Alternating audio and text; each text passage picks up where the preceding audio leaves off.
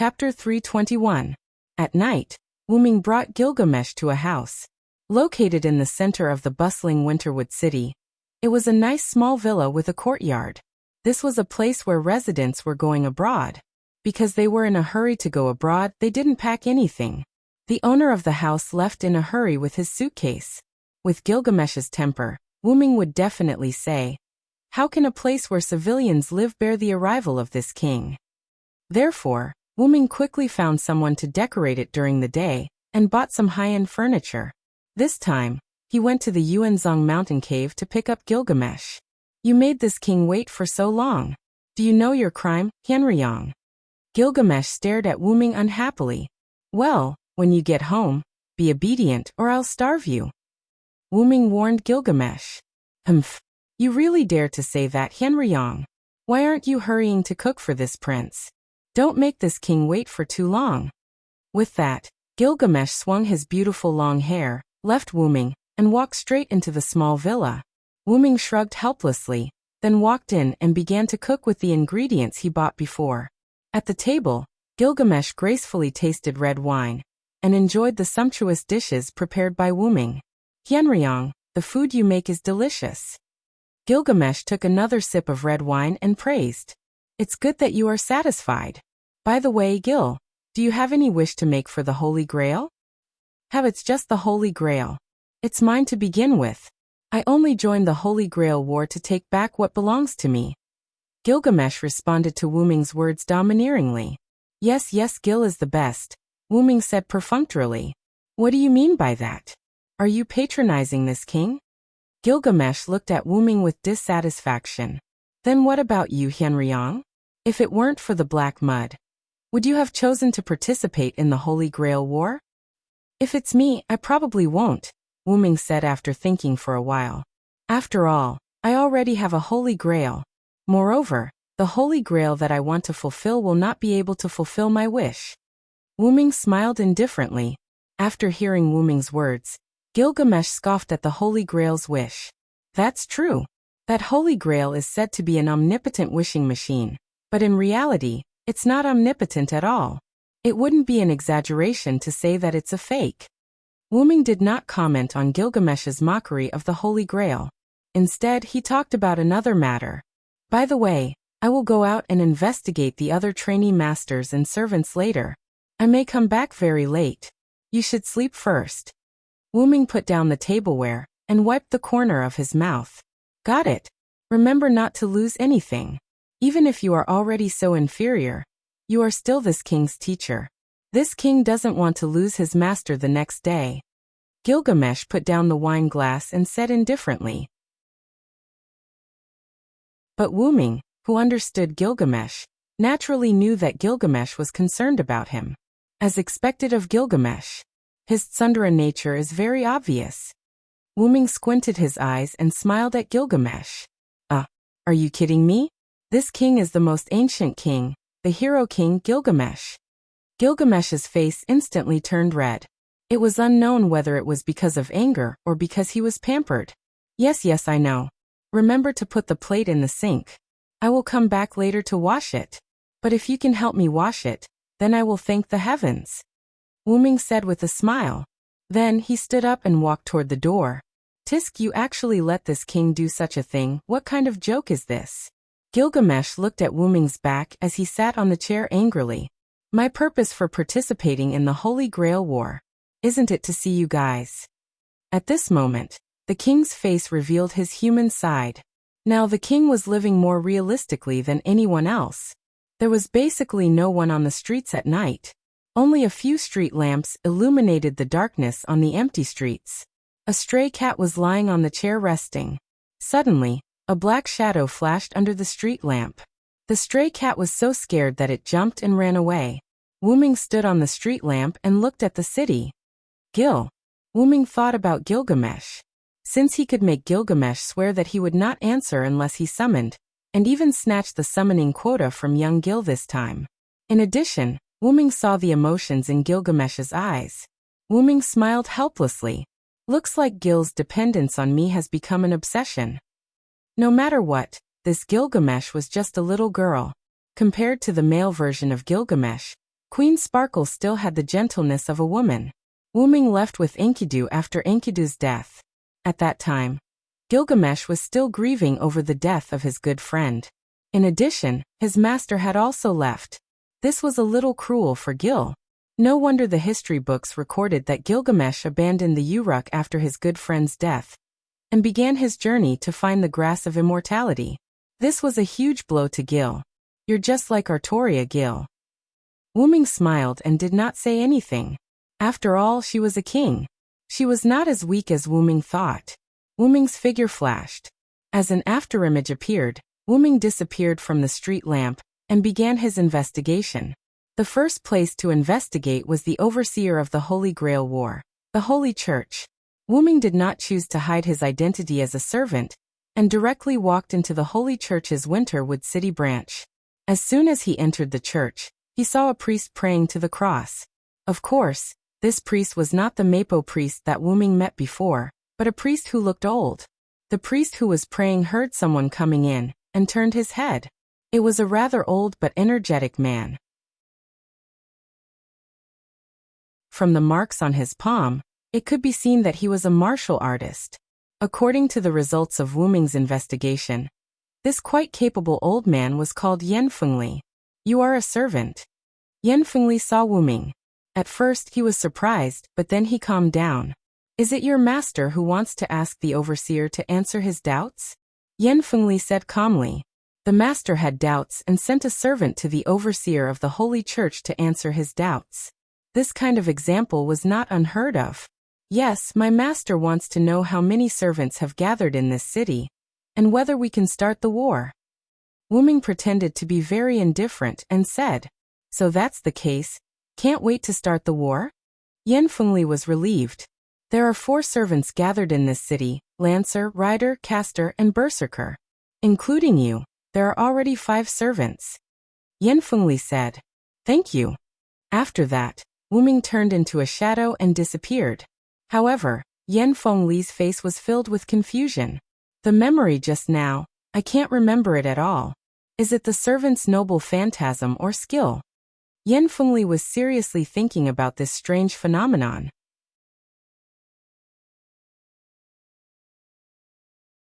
Chapter 322. Yen Fengli's ability was not bad. He was worthy of being a supervisor twice. Wuming used Jack the Ripper's skill, Intelligence Erase, to erase all the information about Wuming in Yen Fengli's mind. Intelligence Erase B. At the end of the battle, including encounter, the memory of witnesses and opponents, recorded information about Jack's ability, real name, and appearance will disappear. But it can't fool scientific products such as cameras. Wuming didn't find anything like a camera inside the Holy Church, so Wuming didn't choose to use mist to cover his appearance. Instead, he chose to use Intelligence Erase. Wuming left the Holy Church and came to the street. Lancer, Rider, Caster, Berserker, and me Assassin. Does this mean that the other party didn't notice me and Gilgamesh's archer? Wuming stood in the shadow and analyzed what Yen Fengli said. In addition to the 6 of us, there is still Saber with the best attributes. I don't know if she hasn't come yet or if she's hiding. Wuming thought for a moment and didn't think about it anymore. Well, in that case, let's leave it at that. For the time being, I can't figure out the reason for this world's abnormality. After a while, Wuming returned to the small villa. The house was dark, and the light was not turned on. Bam! Wuming turned on the light, and then Queen's voice came. Too slow. Golden particles began to gather on the sofa, and Gilgamesh's figure appeared. You haven't slept yet, Gil. Wuming sat next to Gilgamesh and said with a little surprise. What's there to be surprised about? As a servant, this king doesn't need to sleep. But you, this king has been waiting for you to come back. Can't you even say a word of thanks? Gilgamesh said proudly. Indeed, Gilgamesh was right. A servant only needed to enter spiritual form to replace sleep, and as long as there was enough mana or food, the servant could always be active. So, my queen, have you put the tableware on the table in the sink? Wuming cast a smile at Gilgamesh. Humph. This king has already taken care of such a trivial matter. Gilgamesh crossed his arms in front of his chest and said rather disdainfully. Then go to sleep, No matter what, girls should go to bed early.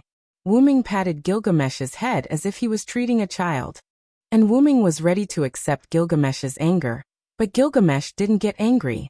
Wu-Ming removed his hand from Gilgamesh's head and looked at Gilgamesh, who didn't do anything.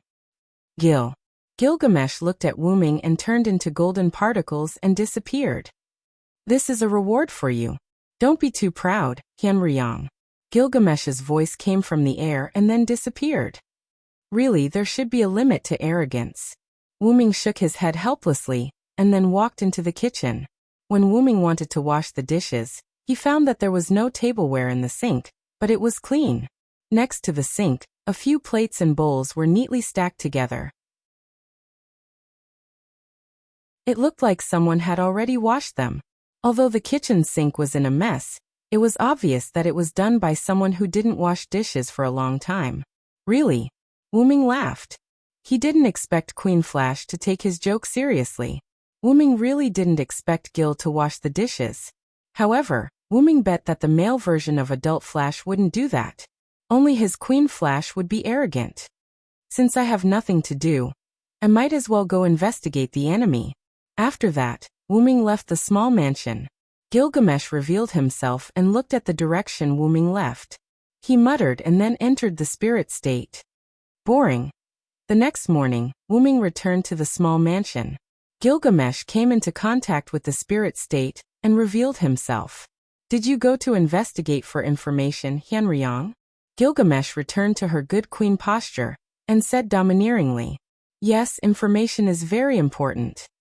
Wu-Ming nodded and went to the sofa to sit down. Humph. You already have this king. What are you still investigating for? If this king wanted, he could have ended the Holy Grail War last night.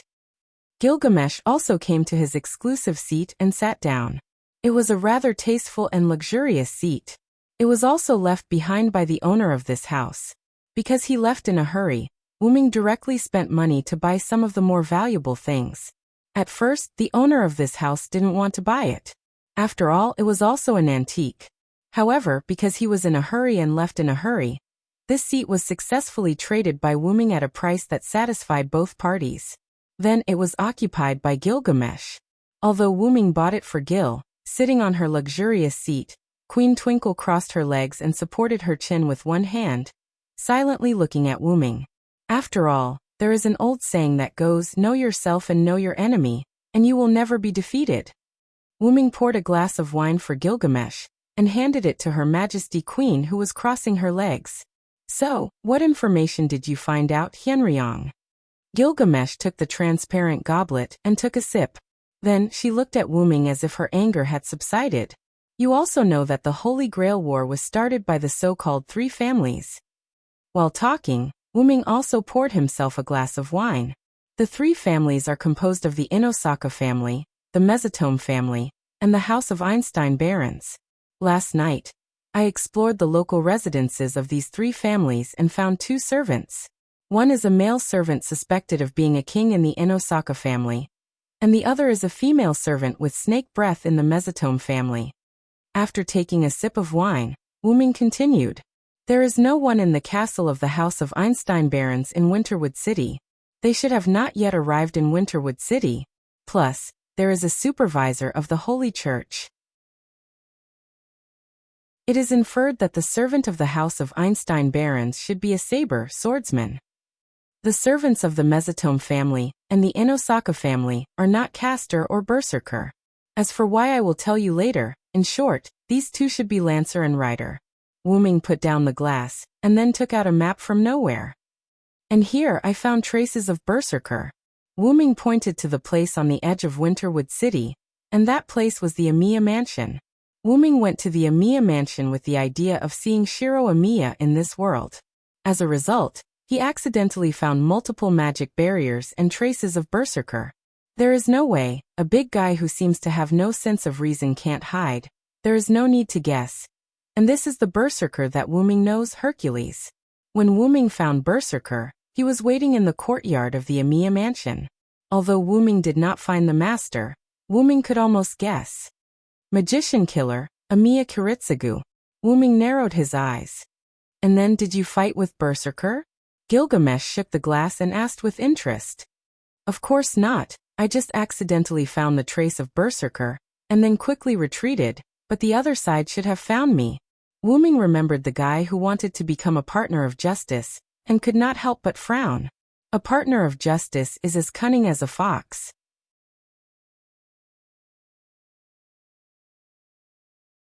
Chapter 323. Although Wu-Ming knew Emiya Kiritsugu from another world, she was a righteous partner, who would sacrifice a small number of people to save the majority of people. Wu-Ming sneered. Your smile is really pleasant, Hyenryong, but this king likes it. Gilgamesh praised Wu-Ming. Wu-Ming reacted and rubbed his cheeks. Is it a negative effect caused by spiritual pollution? Then Wu-Ming continued. I only met these servants once, and then they quickly left me, and I also met Castor here. That's why I judged that the two servants of the Inosaka family and Mitsuhiro family were not Castor and Berserker. Wu-Ming pointed to the Winterwood Hotel in Winterwood City. Listening to you, did you fight with Castor? Gilgamesh said. As a king, Gilgamesh could naturally understand the meaning of Wu-Ming's words. Well, and the other party is my acquaintance, it's really ironic. Wu-Ming smiled sarcastically. Then, why don't you tell me about your ironic experience to help this king pass the time? Gilgamesh casually drank a mouthful of wine, and leaned back in his seat. Then Wu-Ming began to recall. After leaving the Emiya mansion, Wu-Ming found a street lamp and stopped. I should have thought about it. How can there be no Emiya Kiritsugu in Winterwood City? Wu-Ming, wearing a black leather coat and a top hat, stood on the street lamp with his legs straight, looking into the distance. Lancer, Lancer, Archer, Archer, Rider, Cavalry, Assassin, Assassin, and Berserker, Berserker, have all been confirmed. Saber, Swordsman, is probably not here yet, so only Castor, Magician, is left. Then Wu-Ming looked at the Winterwood Hotel, which was the largest hotel in Winterwood City. Basically, some foreigners would stay here. Let's try our luck. Wu-Ming's figure disappeared. In the Winterwood Hotel, a man with short blonde hair in his 20s was talking with a woman beside him. It seemed that the two were lovers. Suddenly, blue particles appeared around the two of them. And the blue particles turned into a young man with short blue hair, wearing a classical costume and holding a staff. What's going on, Castor? The man asked. Master, there is a servant coming, and the sensing technique I set up in the distance is working. The blue-haired man said lazily. So, are you sure you can kill the other party? The man with short blonde hair said to kill. It seemed that he was a very arrogant person. The other party is just an assassin, no problem, but I'm afraid that the other party will sneak in. The blue-haired man meant that if the assassin who specialized in dealing with the master sneaked in when he was not there, then it would be troublesome. Don't worry, I still have the moon marrow elixir. The man with short blonde hair took out a few test tubes with some silver-white liquid in them. That's all right, I'm leaving, master. After that, the blue-haired man disappeared. Is it okay, Kenneth? A woman asked with some concern. Although she did not like her fiancé very much, she did not hate him. It was okay to be worried. Don't worry, Sora. Let's not talk about my moon marrow elixir. He is a famous servant. The man named Kenneth said proudly as if he was praising himself. Well, that's good. The woman named Sora nodded. Then, let me see the glory of Ku Churin. Kenneth looked at the place where the blue-haired man disappeared and said carefully. On the other side, Wu-Ming, who had arrived at Tuki Hotel, suddenly felt that something was wrong. Is there an idle person dispersing technique around? It seems that I've been discovered. Although he was discovered, Wu-Ming did not panic. As a qualified assassin, Jack the Ripper was undoubtedly qualified. Not only was his aura concealment level A+, but he also had support skills and noble phantoms, such as intelligence concealment, Fog Knight's murder, dark fog, and so on. For an assassin, it was simply a success. This was also why Jack the Ripper, even if he was an assassin, could cause great headaches to both the red and black sides. It seems that this Castor is quite a powerful character to be able to detect me without me noticing. Wu-Ming stood in front of the Winterwood Hotel, and did not hide. He just waited for the arrival of the other party. Then you guessed wrong. It's just a little trick, Senior. Suddenly, a familiar and frivolous voice was heard. This voice. Is it Cuchulain? Wuming felt a little helpless. Could it be that this was a battle between different classes to mock the battle between Serence and Cuchulain? Sure enough, senior, it's really you. With the appearance of the blue particles, Cuchulain's figure appeared in front of Wuming. It's really God's will, Cuchulain. Wuming looked at Cuchulain indifferently. Although in Wuming's memory, Cuchulain was a freak in blue tights, but in front of him, Cuchulain was a mage in a robe and holding a wooden scepter. You've changed a lot. Wuming joked. I have the adaptability of a caster magician, but I didn't expect you to become an assassin. Did something happen to you after you left Connaught? Cuchulain asked in a comfortable tone, as if he was chatting with a good friend whom he hadn't seen for many years. I did experience a lot. Speaking of which, were you killed by Maeve's plot? Wuming was concerned about Cuchulain's death. In Wuming's history, Cuchulain was summoned by Maeve. Cuchulain was also a disciple of Skaha, and fought with his fellow apprentice, Ferdia. In the end, Cuchulain won a Pyrrhic victory. Then he was plotted against by a bard invited by Maeve and was killed by his own gun. Ah yes, I was plotted against by Maeve. In the end I was killed by my own gun. How ironic. Although Cuchulain said so, he did not show much anger. Instead, he calmly accepted his own death. Senior, you shouldn't be dead. I heard some rumors about you from my teacher. What Cuchulain meant was that Wuming, as the powerful body of the Dragon of Origin, should not die. I'm not dead, but this time, I participated in the Holy Grail War because I have some things to investigate. Wuming nodded. Oh, so that means it's fine even if I don't obtain the Holy Grail? What a coincidence. I don't need the Holy Grail, but my master does. Although he's quite annoying, he's still my master. I'll help him out a little. Then Cuchulain flashed his staff. Come and fight with me, Sira.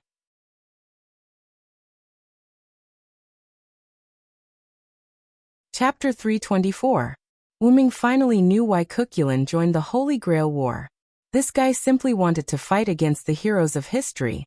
Looking at Cuchulain, who was rushing over with his staff raised, Wuming helplessly picked up his weapon as an assassin, two unusually gorgeous daggers. Wuming didn't complain about why these two daggers were so beautiful. Why would an assassin care about whether the weapon was beautiful or not? Ahem, at least it was easy to use.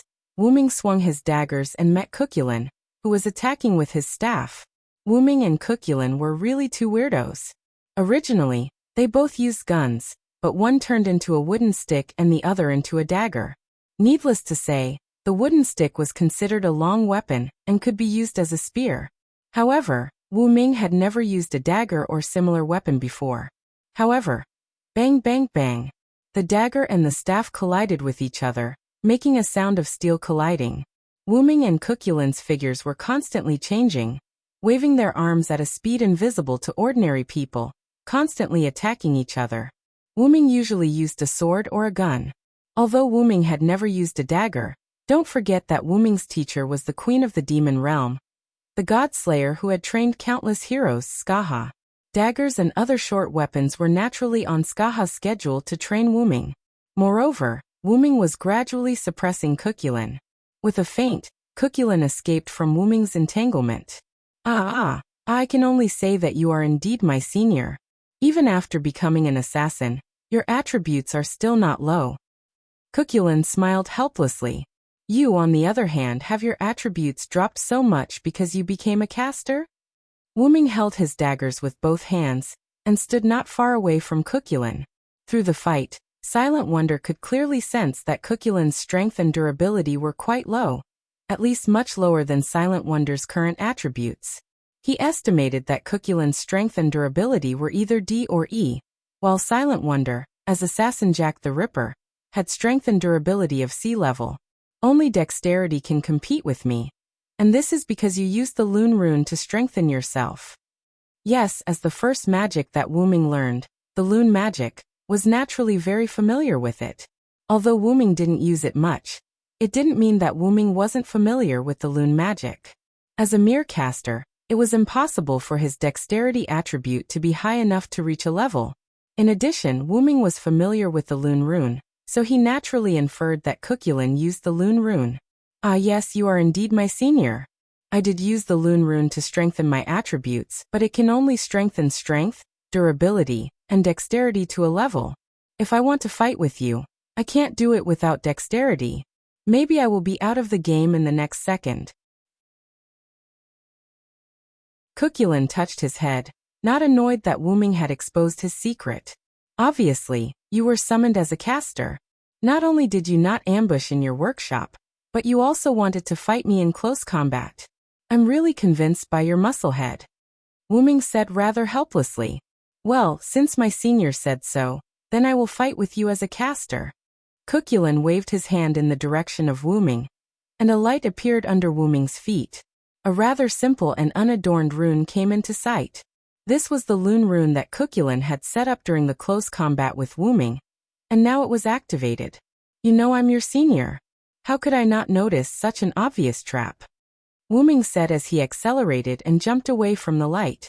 The moment Wu Ming left, a violent explosion occurred at the position of the rune. The flames of the explosion spread to Wu Ming, who had not completely escaped from the explosion range. The flames raged in the atmosphere, absorbing oxygen and burning fiercely. Wu Ming, on the other hand, disappeared into the flames.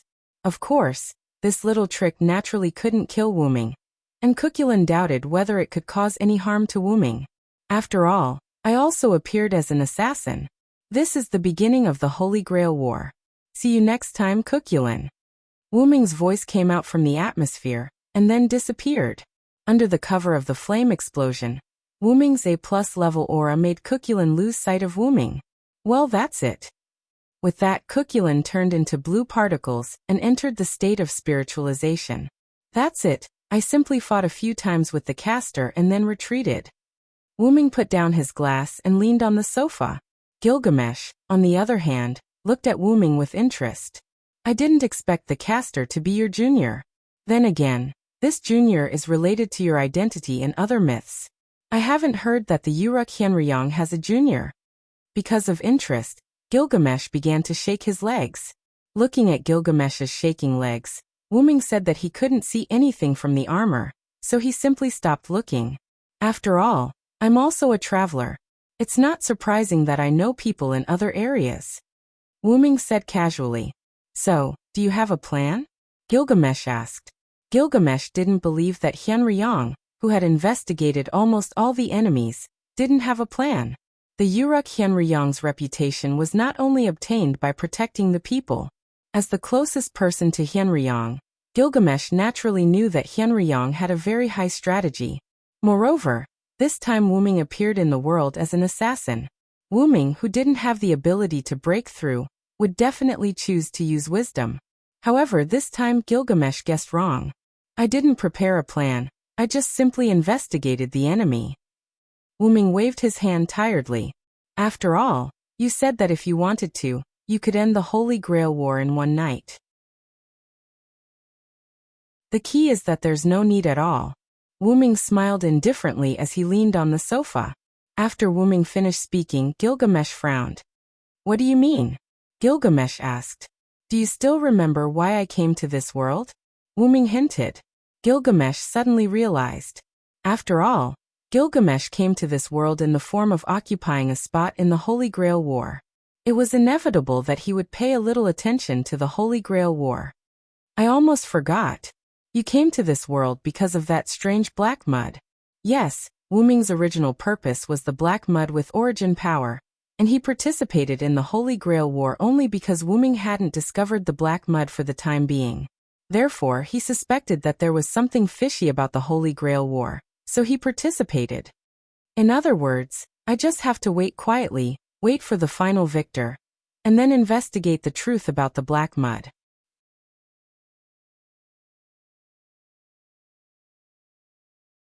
Chapter 325. Of course, although Wu Ming said that he would wait quietly, Wu Ming wasn't someone who could just sit around and do nothing, and neither was Gilgamesh. Therefore, Wu Ming brought Gilgamesh to the amusement park. Well, amusement park, important things must be said twice. Gilgamesh looked like he was holding back his anger, looked at the amusement park in front of him, then looked at the smiling Wu Ming and said, You actually let this king come to a place for children. You really have guts. Do you think this king is a child, Hyunryong?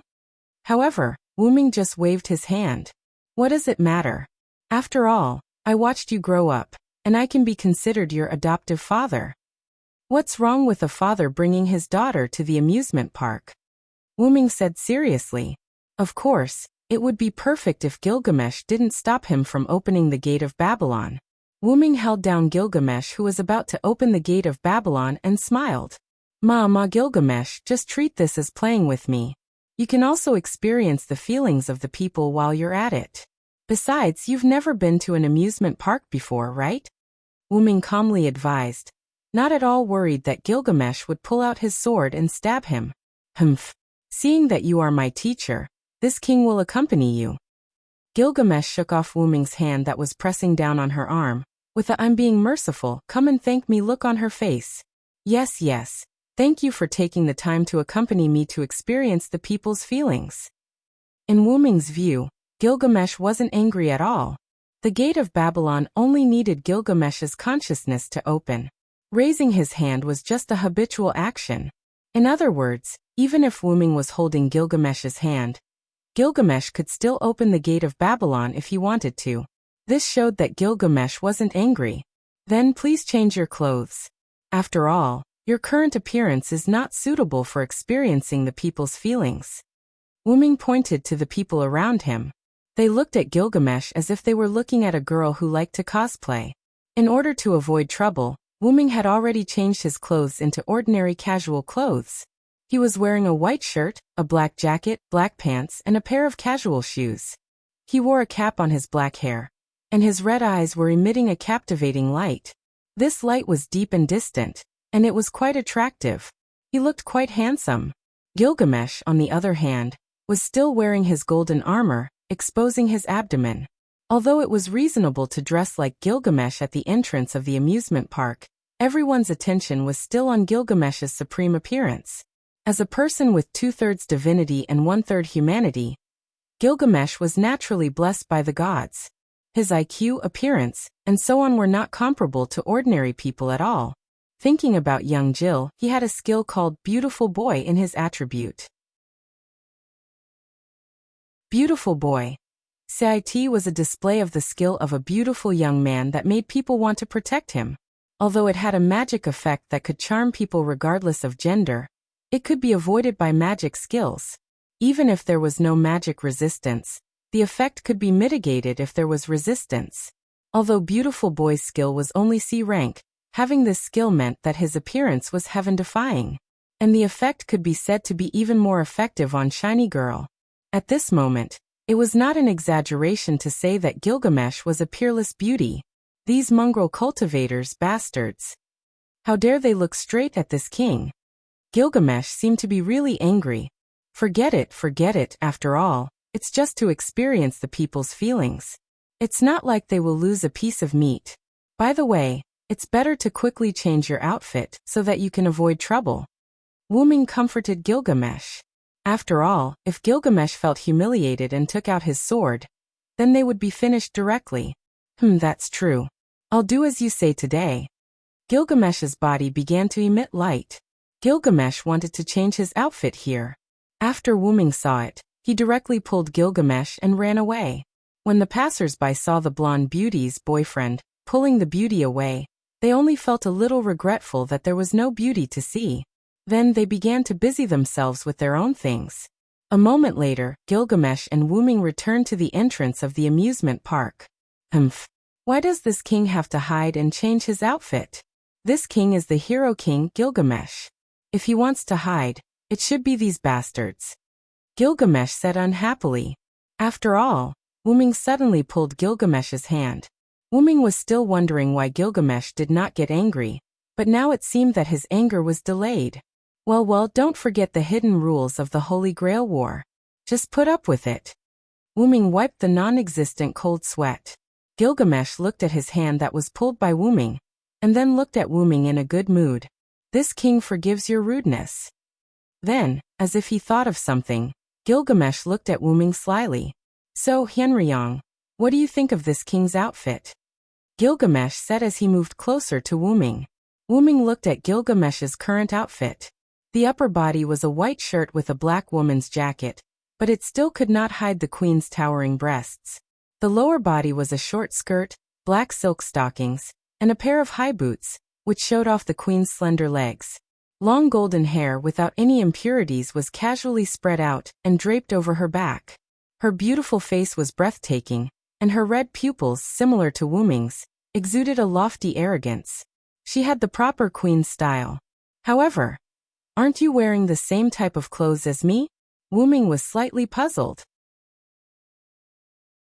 The two of them were dressed like a couple, and with their red pupils, if it were not for their different hair colors, they would be siblings or siblings.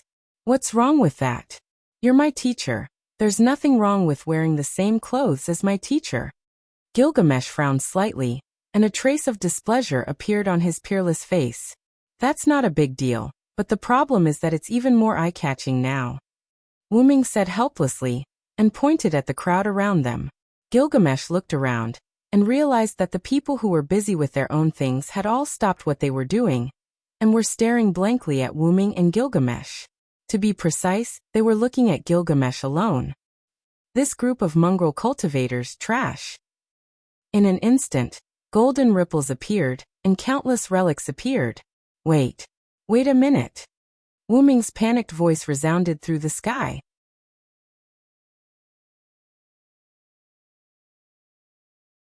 Chapter 326. In the amusement park, Gilgamesh walked while licking his ice cream, while Wuming followed Gilgamesh with a tired face. At the entrance of the amusement park, Wuming stopped Gilgamesh's noble phantasm, and used a simple hypnosis magic to hypnotize everyone at the scene and erase their memories. Then Wuming cast a simple magic to reduce his presence on Gilgamesh, and quickly ran away with Nyang Shanshan. Although Wuming, as Jack the Ripper, shouldn't be able to use magic due to his class, but he couldn't stop Wuming, the cheater. The servant's body was Wuming's avatar in the Great Source. All the noble phantasm was on the main body, and the noble phantasm on the servant's body was only the avatar of Wuming's noble phantasm. The assassin class was because the Great Holy Grail captured Wuming's adaptability to that class, so it recreated Jack the Ripper's noble phantasm. But because of Wuming's cheating, the power of Source, Wuming's Jack the Ripper was not pure Jack the Ripper, but a new version of Jack the Ripper that was mixed with some other things. That was why Wuming's assassin class had some attributes, skills, and noble phantasm that didn't belong to Jack the Ripper. However, cheating on a large scale was not advisable. Even if it was Wuming, he couldn't violate the rules of the servant class too much. Therefore, Wuming cheated a little, so that Jack the Ripper, who originally couldn't use magic, could use some small magic. Needless to say, the magic of dispel, suggestion, and reducing one's presence was really useful. After that, Wuming bought an ice cream for Jusama to comfort Jusama's dignity. Gilgamesh, who was walking in front, looked at Wuming, who was quite tired, thought for a moment, and threw the ice cream in his hand behind him. Naturally, Wuming was able to react in time, and caught it in one go. "Gil, what are you doing?" Wuming looked at the ice cream somewhat puzzled. "This king has decided to reward you properly. I'll leave the leftover ice cream to you." Gilgamesh swung his elegant blonde hair, and said in a tone that brooked no refusal, "Huh? Are you kidding me?" Wuming looked at the half-melted ice cream helplessly.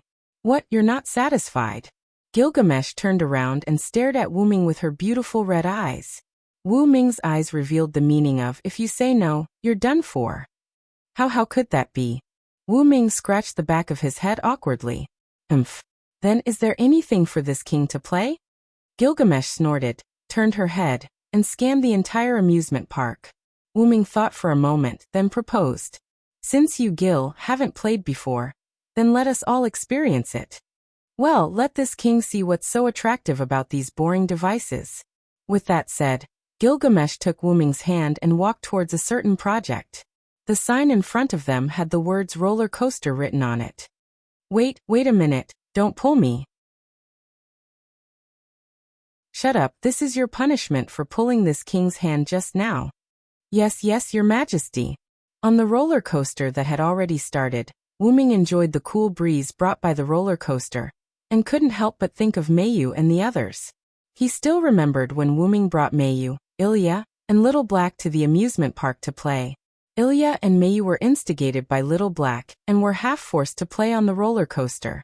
As a result, when the roller coaster started, Ilya was so scared that she cried and screamed. Mayu was fine, but her face was also pale. In the end, during the roller coaster ride, Ilya and Mayu gradually got used to it, scaring Little Black quite a bit. Looking at Wuming's smiling face, Gilgamesh, who was sitting with Wuming, frowned but didn't say anything. After that, Wuming and Gilgamesh tried the various projects in the amusement park one by one. In the blink of an eye, it was already afternoon, and the amusement park was closed. Because the two of them came at noon, there wasn't enough time. At the entrance of the closed amusement park, Wuming looked happy as if he was reminiscing about the past. Gilgamesh, on the other hand, looked bored. Those things are only suitable for civilians to play. Like the roller coaster, that speed can't even compare to Vimana. I really don't know what's there to be happy about. Hearing Gilgamesh's complaint, Wuming, who was walking side by side with Gilgamesh, looked at Gilgamesh. Well, Gil is the hero king. It's normal for him to be bored by these projects. To be honest, compared to the exciting facilities in the amusement park, combat can stimulate Gilgamesh's desire more. This is a fact. Gilgamesh, who has fully adapted to combat and surprise attacks, can't feel excited by the amusement park's projects. Although that's true, but Gil was also scared in the haunted house before. Wuming smiled mischievously. Because he saw that Gilgamesh didn't care much about the projects, Wuming used the opportunity to enter the haunted house to personally scare Gilgamesh. It can only be said that Gilgamesh still has the weakness of a young girl. Although Gilgamesh only frowned at the time, but from the release of the Gate of Babylon, it can be seen that Gilgamesh was really scared at that time. Cheap joke, this king is particularly annoying, Gilgamesh said proudly. Well, experiencing all kinds of emotions, this is what a king needs to do. Didn't I teach you? Wuming smiled, then pulled Gilgamesh's hand. Let's go home and prepare an unprecedented feast for our long-awaited disciple. Humph. For you to hold this king's hand without permission. This king will not care this time. But if this dinner tonight is not to this king's liking, then you are finished, Hian Riyong. Yes, I know, let's go, my king. The setting sun shone on the man and woman. The two people's shadows were getting longer and longer, farther and farther. At night, Wuming turned into a night walker and shuttled through the streets. Soon, Wuming stopped at the house on the side of the street. Because Wuming felt a battle intent. That's right, that's the battle intent of a servant. Suddenly, on the top of the building where Wuming was, on the street lamp beside the house, golden particles appeared, and Gilgamesh, who had recovered his golden armor, appeared. It's just a hyena's howl. Why, do you want to go? Gilgamesh said rather disdainfully. It's not too much to go and have a look. The last saber swordsman is probably here. This battle intent is probably the invitation sent by Saber, swordsman. I'm very interested. Wuming pressed his top hat and said calmly, to be able to see a good show, this king doesn't mind being a spectator for once. With that said, Gilgamesh turned into golden particles and disappeared in spirit form. Wuming activated the aura barrier and quickly went to the place where the battle intent originated, Winterwood Beach.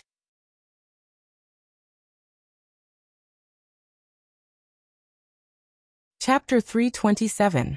Wuming activated his aura block and hid near the beach, while Gilgamesh hid behind a street lamp in his spiritual form. Wuming looked at the center of the beach.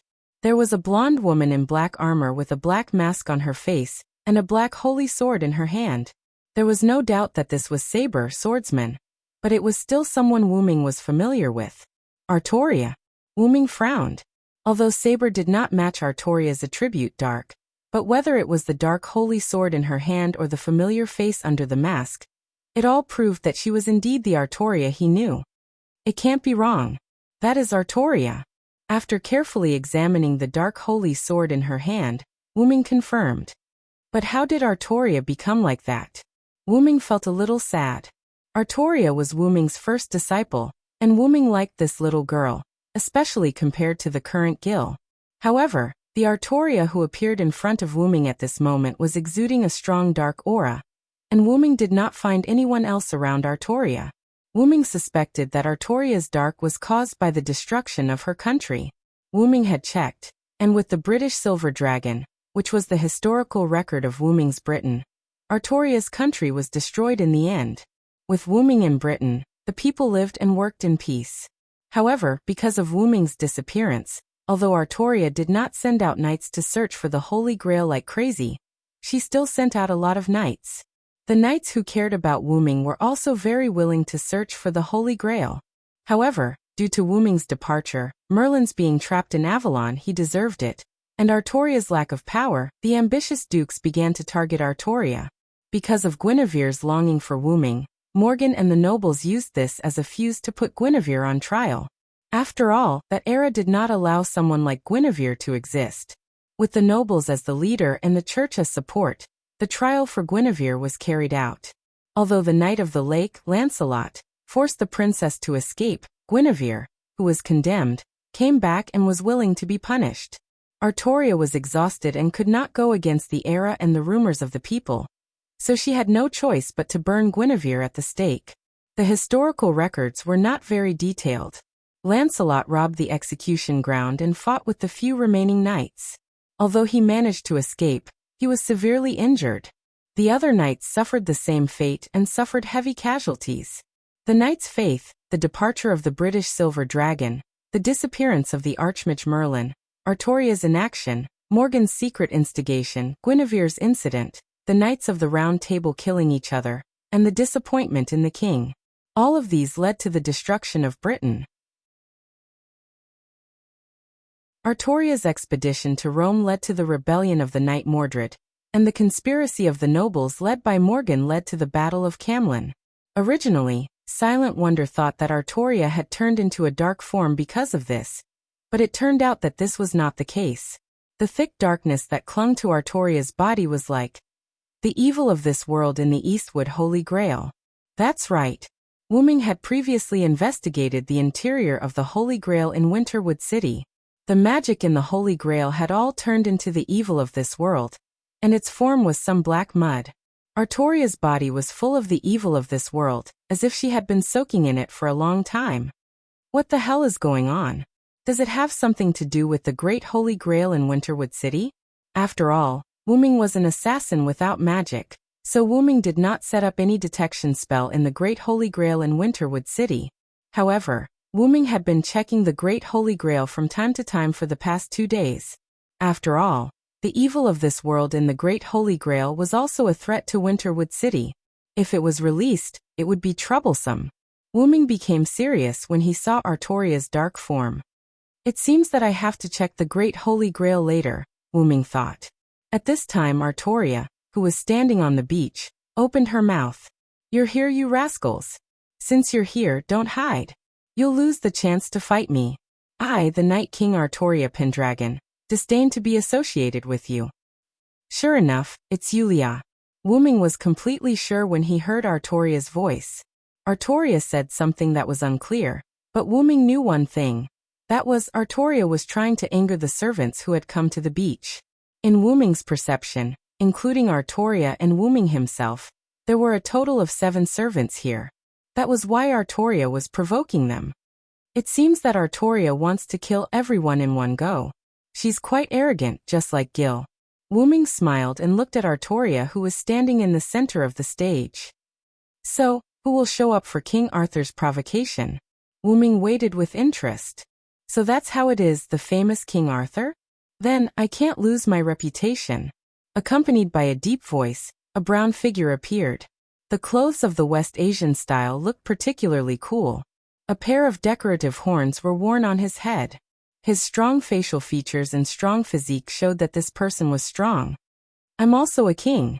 This time, I'm here as a rider. Please advise me, spare." The muscular rider was quite polite. He was not arrogant like the other kings. "Are you the only one, rider? Are the others just cowards?" Artoria shouted loudly to provoke the other servants who were hiding. And it seemed that Artoria's provocation worked. Humph. In just one night, there were 2 more mongrel cultivators, scumbags, proclaiming themselves kings. You really don't put this king in your eyes. Gilgamesh removed his spiritual form and showed his figure, standing on the street lamp and despising Artoria and Ryder. I can't continue to hide. A rather frivolous voice came, blue particles condensed, and Cuchulainn appeared wearing a sage robe. Yo, I'm Castor here at Saber's call. Looking at Cuchulainn's sloppy appearance, Wuming helplessly touched his forehead. I knew it would be these two who would come out. After all, Gilgamesh's dignity did not allow others to provoke him again and again. Plus, the two kings provoked Gilgamesh, though only king. Gilgamesh would naturally show up. And Cuchulainn did not show up in the first place. Wuming guessed that it had something to do with his master. Of course, as a caster, his mind calmed down a little. It's quite interesting. Let's not talk about assassin and berserker. Lancer also doesn't show up? Anyway, there are 3 knights. Artoria said without arrogance. Thank you.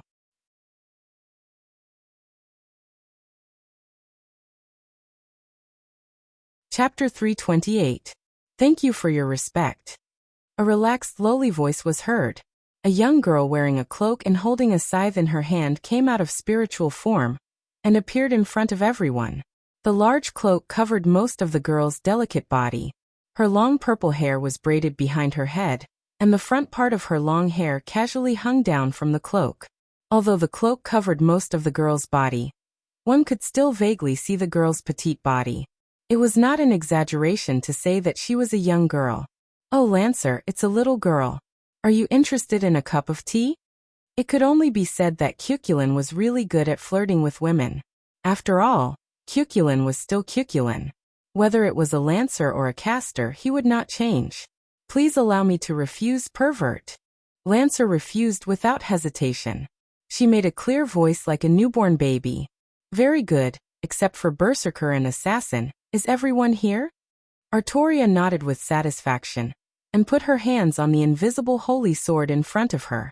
Well then, let us decide the victor tonight, heroes. After that, Artoria suddenly released her magical power.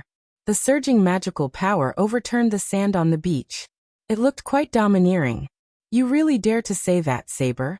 Cuchulainn said, not to be outdone. But it's not a bad idea. Ryder crossed her arms in front of her chest and said rather sullenly. Humph. Gilgamesh did not say anything. He just looked down with a look of amusement. Lancer, on the other hand, was silent. Apparently, she agreed with Spare's proposal. That's right, it saves us a lot of trouble. Are you here, assassin? Come out and fight with me. I know you can't be restrained by a mere assassin. Cuchulainn shouted to the surrounding. The other servants seemed to be interested in the assassin, and were not in a hurry to start a fight. Seriously, this idiot, is it because Sira remembered me? Wuming, who was hiding in the dark, said with a headache. After Wuming left Cuchulainn, the intelligence erase skill was indeed activated. Cuchulainn did not remember any information about assassin. However, this did not stop Cuchulainn from knowing Wuming's other identity. He was the eldest disciple of the Queen of the Demonic Realm, Cuchulainn Sr., the warrior of Connaught, and the Tyrannosaurus of Queen Maeve. Information erasure only targeted information about assassin, which meant that it targeted information about Jack the Ripper. Because Cuchulainn had seen Wuming before, even if he lost any information about Jack the Ripper, he still knew that assassin was his senior. It was the same as Wuming knowing that Castor was Cuchulainn. Both sides only remembered the information of the other side when they were holding guns. For now, both sides only knew who the other side was. Of course, Wuming, who had learned the Loon magic trick, naturally had an advantage over Cuchulainn. After that, Wuming also lost interest in continuing to hide. He gently jumped and revealed himself. You are really an idiot, Castor, Wuming complained. Ha ha ha, anyway, I am very satisfied to be able to fight with you. Cuchulainn was not angry, but laughed and looked at Wuming full of fighting spirit. So let me introduce myself first. I am Jack the Ripper. This time, I came here as an assassin. Please advise me. Wuming did not pay attention to Cuchulainn. Instead, he introduced himself and even exposed his real name. Ryder frowned as if he was not satisfied that a murderer could be on the same stage as them. However, after thinking about it, he was an assassin after all. It could be said that his courage was commendable. Although I admire you directly, it is undoubtedly extremely stupid for you to expose yourself as an assassin, Ryder said dully. As for the others, Lancer did not speak much at the beginning and did not say anything. Gilgamesh was very dissatisfied with Ryder's evaluation of Wuming and looked at Ryder with murderous eyes.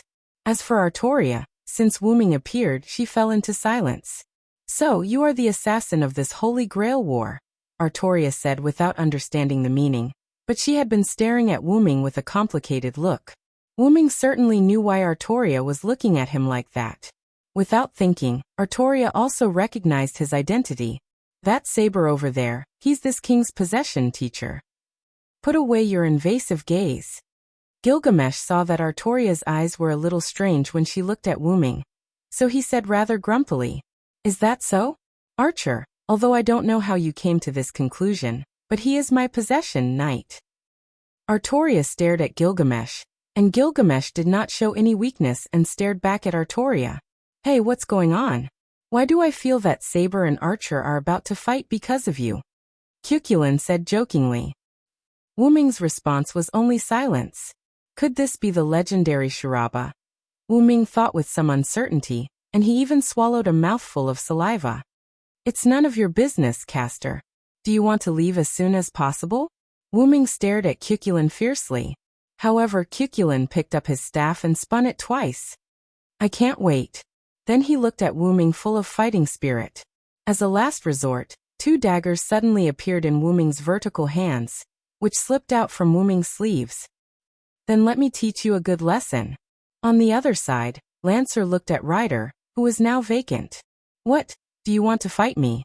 Ryder looked at Lancer calmly.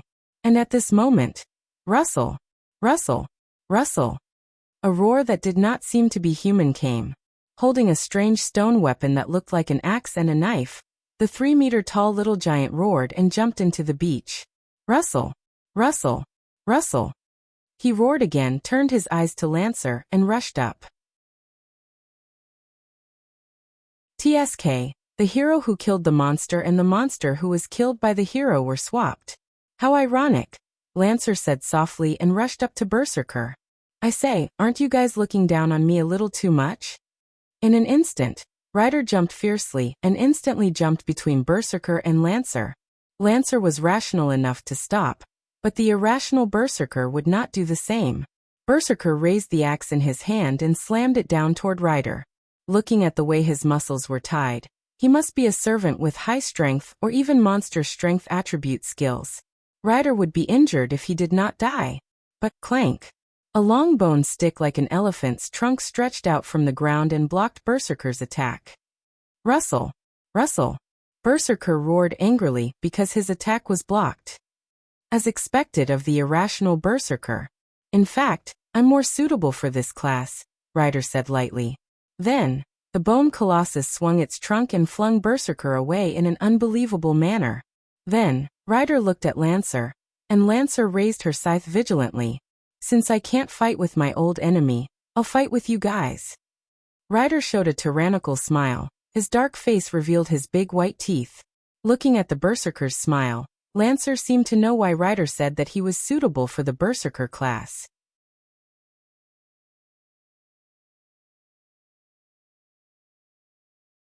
Chapter 329. The timeline was pushed back to the day. Enosaka House. The manager of Winterwood City, Enosaka Tashiomi, elegantly held a glass of red wine with one hand behind his back. He stood in front of the window and looked into the distance. His eyebrows were full of haze. On the back of his hand that was holding the red wine, 3 scarlet incantations were engraved like mysterious circles. "Knock knock." There was a knock on the door. "Please come in," Enosaka Tashiomi said. Creak.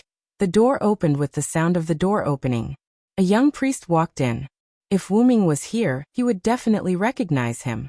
He was the priest that Wuming met at the Chinese restaurant that day. His name was Yen Fengkiri, the son of the old priest that Wuming met at the church in Winterwood City. "Kiri, what's the matter?" Enosaka Tashiomi turned around and looked. The haze between his eyebrows disappeared a lot. Sensei, a suspected servant was found near Tabaki Amusement Park.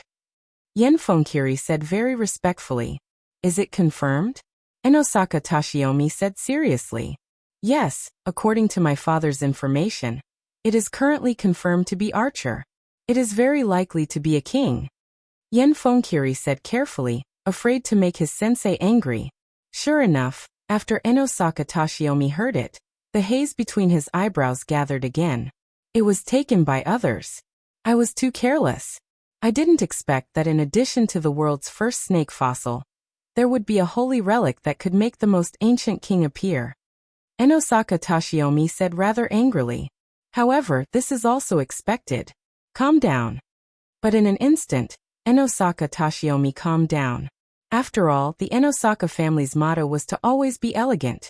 However, Yenfonkiri had a feeling that Enosaka Tashiomi was holding on. That's right. Teacher has successfully summoned another king. Yenfong and Chili flattered from the side. However, Enosaka Tashiomi's expression at the moment was somewhat helpless. In an instant, brown particles appeared. Rider dispelled his spiritual form and stood beside Enosaka Tashiomi. I know you are disappointed to summon me. Rider's dull voice came. No. How could that be, my king? Tashiomi Inaka bowed to Rider. After all, your original target was the ancient king. I'm nothing compared to the ancient king. I can't even compare to my rival, the one from the Macedonian kingdom. Rider said in a low voice, although it seemed like he was belittling himself. Your Majesty.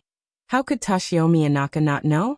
The king in front of him was indeed inferior to the oldest king, and the difference was huge.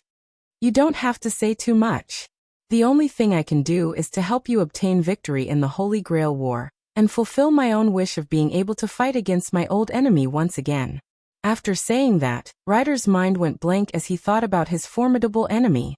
After saying that, Rider's spirit form disappeared. After noticing that Rider had left the room, Yenfengili was slightly puzzled. Teacher, since the king is weak, why did you summon this king? Taking a look at Yenfeng Qi, Tashimi turned his head and looked into the distance again. Li, Rider's combat power is indeed inferior to the ancient king, but don't underestimate him. Tashiomi Inaka maintained his smile. Yenfeng Li still didn't understand, but he knew that at least Rider wasn't as mediocre as his appearance suggested. The most important thing is that Rider is very obedient. Yenfeng Li suddenly understood. Tashiomi Inaka continued to smile as he looked into the distance. The Holy Grail, a Mito residence.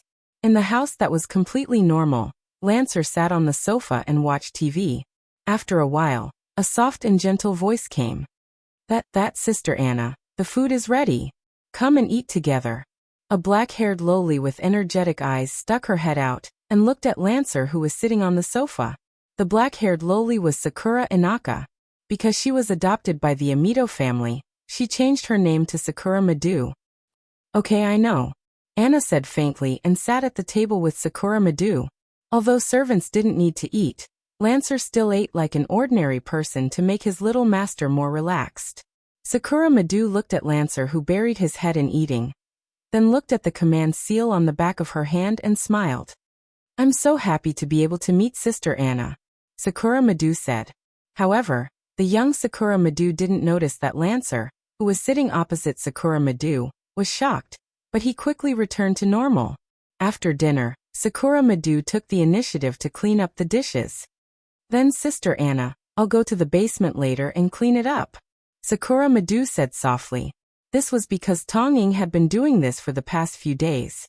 She had been cleaning the rocks. The basement is full of stones. I'll go to the basement to clean up all the stones. Suddenly Lancer said. Oh, is that okay? I want to let Sister Anna rest more. Sister Anna saved me. I can do these things. Sister Anna just needs to participate in the Holy Grail War, Sakura Madu said worriedly, and then looked at Lancer with a smile. Lancer couldn't help but look at Sakura Madu and remembered the scene when he was summoned. Countless insects were rolling over. A skinny and terrifying old man threw Sakura Madu into the insect pile. And a man struggled to summon a servant. However, Lancer found that he was summoned by Sakura Madu, but the summoning magic was provided by that man. Gagaga. Yinya, I didn't think that your death could be useful. Very well, then let Sakura fight in your place. The skinny and terrifying old man made a strange laugh. However, swoosh. With the flash of the sword, Sakura Madu, who was not transformed by the insects, found that the squirming insects stopped moving. Suddenly, Tanjing opened her eyes, which had been shut in fright, and looked at the cloaked young lady in front of her. Sister. Sister, are you here to save me? Sakura Madu's little face was crying and looked at Lancer blankly. Yes, my name is Anna. Lancer looked at Sakura Madu's crying face and was slightly moved. Gagaga. Unknown servant, I think it's better if you cooperate with me. This way, you and I can get the Holy Grail. The skinny and terrifying old man was obviously a magician, but he was not afraid of the dangerous weapon called servant at all. Lancer glanced at the old man and held Sakura Madu in his arms. Then the sickle in his hand moved, and the old man was instantly dismembered. Gagaga. Unknown servant, you are indeed strong, but this is my magic workshop. Since you don't want to cooperate, then be devoured by my insects. The old man's hoarse and terrifying voice came from all around. In an instant, countless insects ran out of nowhere and rushed to Lancer. Lancer held Sakura Madu in one hand and covered her face, trying not to let Sakura Madu see these insects.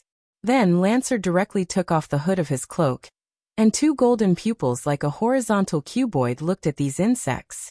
In an instant, countless things that were seen by this pair of eyes were petrified. What? What? Magic eye. And it's a gem? Then, in the old man's surprised voice, all the basement was petrified. Gagaga. Do you think you can kill me like this? Too naive. I won't be polite and will take your pair of demonic eyes. Although everything in the basement was petrified, the old man's voice still echoed in the basement. Is that so? Lancer said faintly. Then, he raised the sickle in his hand and slashed at the man who summoned him before. What's going on? How did you find me? A fat and disgusting insect fell out of the man's heart. It had to be said that the servant summoned at the cost of his own life was indeed powerful. Lancer easily sensed something hidden in the dead man's heart. Goodbye. Lancer looked at the fat insect with his magic eye. Lancer's calm voice was full of serenity. No. No. How can this be? My trace. The voice stopped abruptly, and the fat insect was petrified.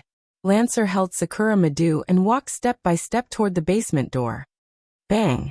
When he walked near the statue of the fat insect, the statue broke.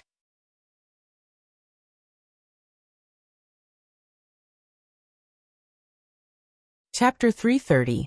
After coming back to his senses, Lancer glanced at Tanjing. You don't have to do that anymore.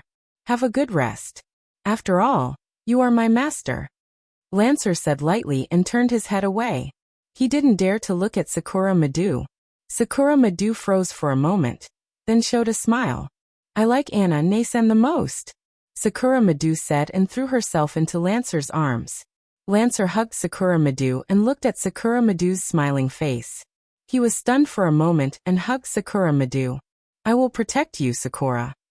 Amiya Mansion. Amiya Kiritsugu cleaned the gun and performed the daily maintenance. Skillfully disassembled, skillfully installed, and with a few clicks, the gun that was originally disassembled was reassembled. Then a woman came in. What's wrong, Mommy? Amiya Kiritsugu asked without looking back. Mommy could be regarded as his most trusted person, so there was no need to be vigilant. Berserker seems to have found the enemy. It should be assassin. The woman named Mommy Q said. Amiya Kiritsugu frowned.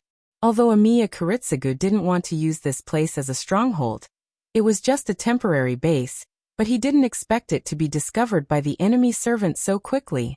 It seems that assassin has a unique ability in detection. Amiya Kiritsugu stood up. Wuming expressed his helplessness. He just wanted to come back and have a look. Let Berserker be the bait and see if it can lead the enemy away. Amiya Kiritsugu said and picked up the gun and equipped it. Yes. Mommy Q went out. Then, she looked at the red mark on the back of her hand. The mark was quite eye-catching. It was 3 strange command seals. Amiya Kiritsugu wore gloves to cover the mark. Soon Takeo Jiyu returned. Did something happen? Amiya Kiritsugu asked. No, assassin retreated by herself, Takeo Kuyu said. Hurry up and leave this place. Find another base. Amiya Kiritsugu frowned. Yes. Amiya Kiritsugu took Koyumemi and the spiritualized berserker to find a new base. Because he wasn't sure if there was an assassin following them, Amiya Kiritsugu arranged a simple detection technique around them. Although it might not be useful against assassin, it was better than nothing.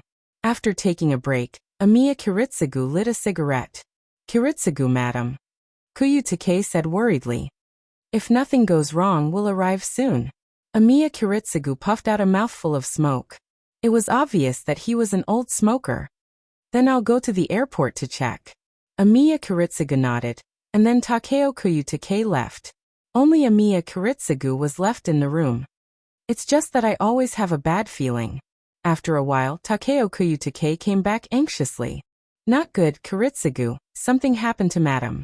Amiya Kiritsugu closed his eyes helplessly. At night, Amiya Kiritsugu took Takeo Kuyu Takei to the beach. According to Takeo Kuyu Takei's report, Saber came here as soon as they got off the plane.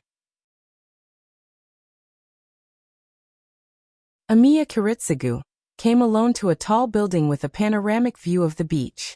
Takeo Kuyu Takei lurked near the beach with the spiritualized berserker. Picking up the sniper rifle, Amiya Kiritsugu saw Saber. An unknown black armor covered Saber's whole body, and a faint black mist spread from Saber's body. Only Saber's master, Amiya Kiritsugu's wife, Alice Phil, was missing. Saber is different from before. Ali disappeared. What's going on? Amiya Kiritsugu said rather irritably. Yes, Saber's master was Alice Phil, not Amiya Kiritsugu. The House of Einstein barons wanted to hire the magician killer Amiya Kiritsugu to carry out this Holy Grail war. Because of money, Amiya Kiritsugu accepted the hire and married into the House of Einstein barons. After a few years of getting along, Amiya Kiritsugu and Alice Phil had sparks of love, and the two had children. However, when summoning servants a few days ago, Alice Phil was suddenly chosen by the Holy Grail, and a stigmata appeared on her hand.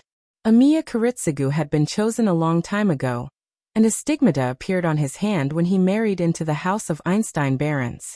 Therefore, the head of the House of Einstein barons, Ahad, let the two of them summon servants together. This could be regarded as cheating. But because of this, the House of Einstein barons had 2 servants, Saber with the best attributes, and Berserker with the strongest combat power. In this way, Amiya Kiritsugu chose to take Berserker, who was not rational and easy to control, to come to Winterwood in Japan in advance and set up an ambush in advance, and Alice Phil came to Winterwood with Saber later. However, according to Kuyumamiya's report, Saber got off the plane alone, and there was no trace of Alice Phil beside her. And Saber also changed from the original noble Night King to the current appearance. Ali, where did you go? Amiya Kiritsugu murmured. In any case, Amiya Kiritsugu only had one goal, to win the Holy Grail War. Looking at the Night King began to provoke the surrounding servants. One after another servants appeared, and even assassin appeared. In that case, Mamiya, let Berserker also participate in the chaos. Amiya Kiritsugu said to the communication device. After all, Amiya Kiritsugu was not a magician who relied on servants. His goal was the master of these servants.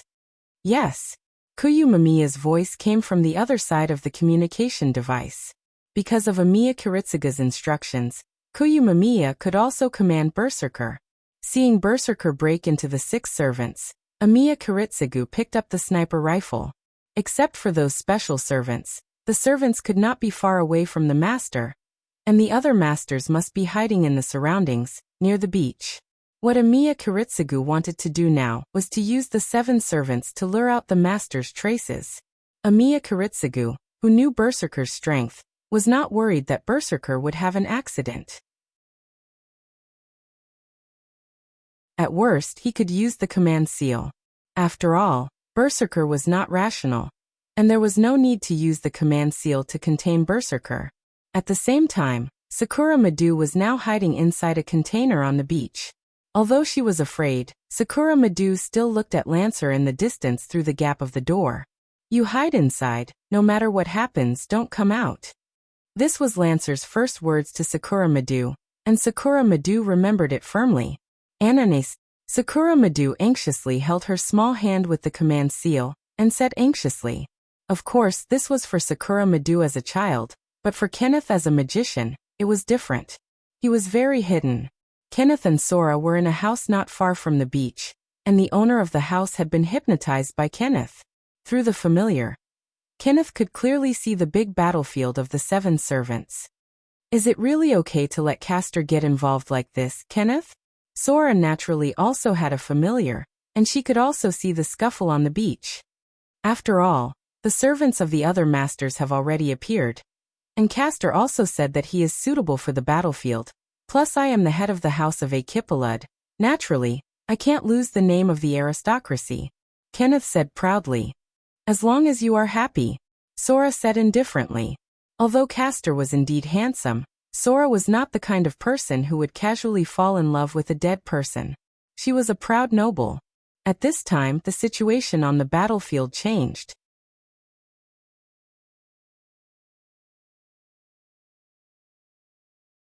Chapter 331. Wuming and Cuculin fought fiercely, but Wuming was gradually losing ground. Not bad, you guy, Wuming said provocatively, and then suddenly separated from Castor. Well, after all, this is also a Lunrune trick. Don't say I cheated, brother. Cuculin waved his flaming staff a few times and looked at Wuming proudly. Yes, using the Lunrune to strengthen his weapon, and then using the Lunrune to increase his dexterity to a speed comparable to Wuming's. Cuculin could be said to be suppressing Wuming. After all, the attributes brought by the assassin rank are still too weak, especially in a frontal battle. Wuming said helplessly as he swung the dagger in his hand. Same here, same here. How nice would it be if I could use a gun right now?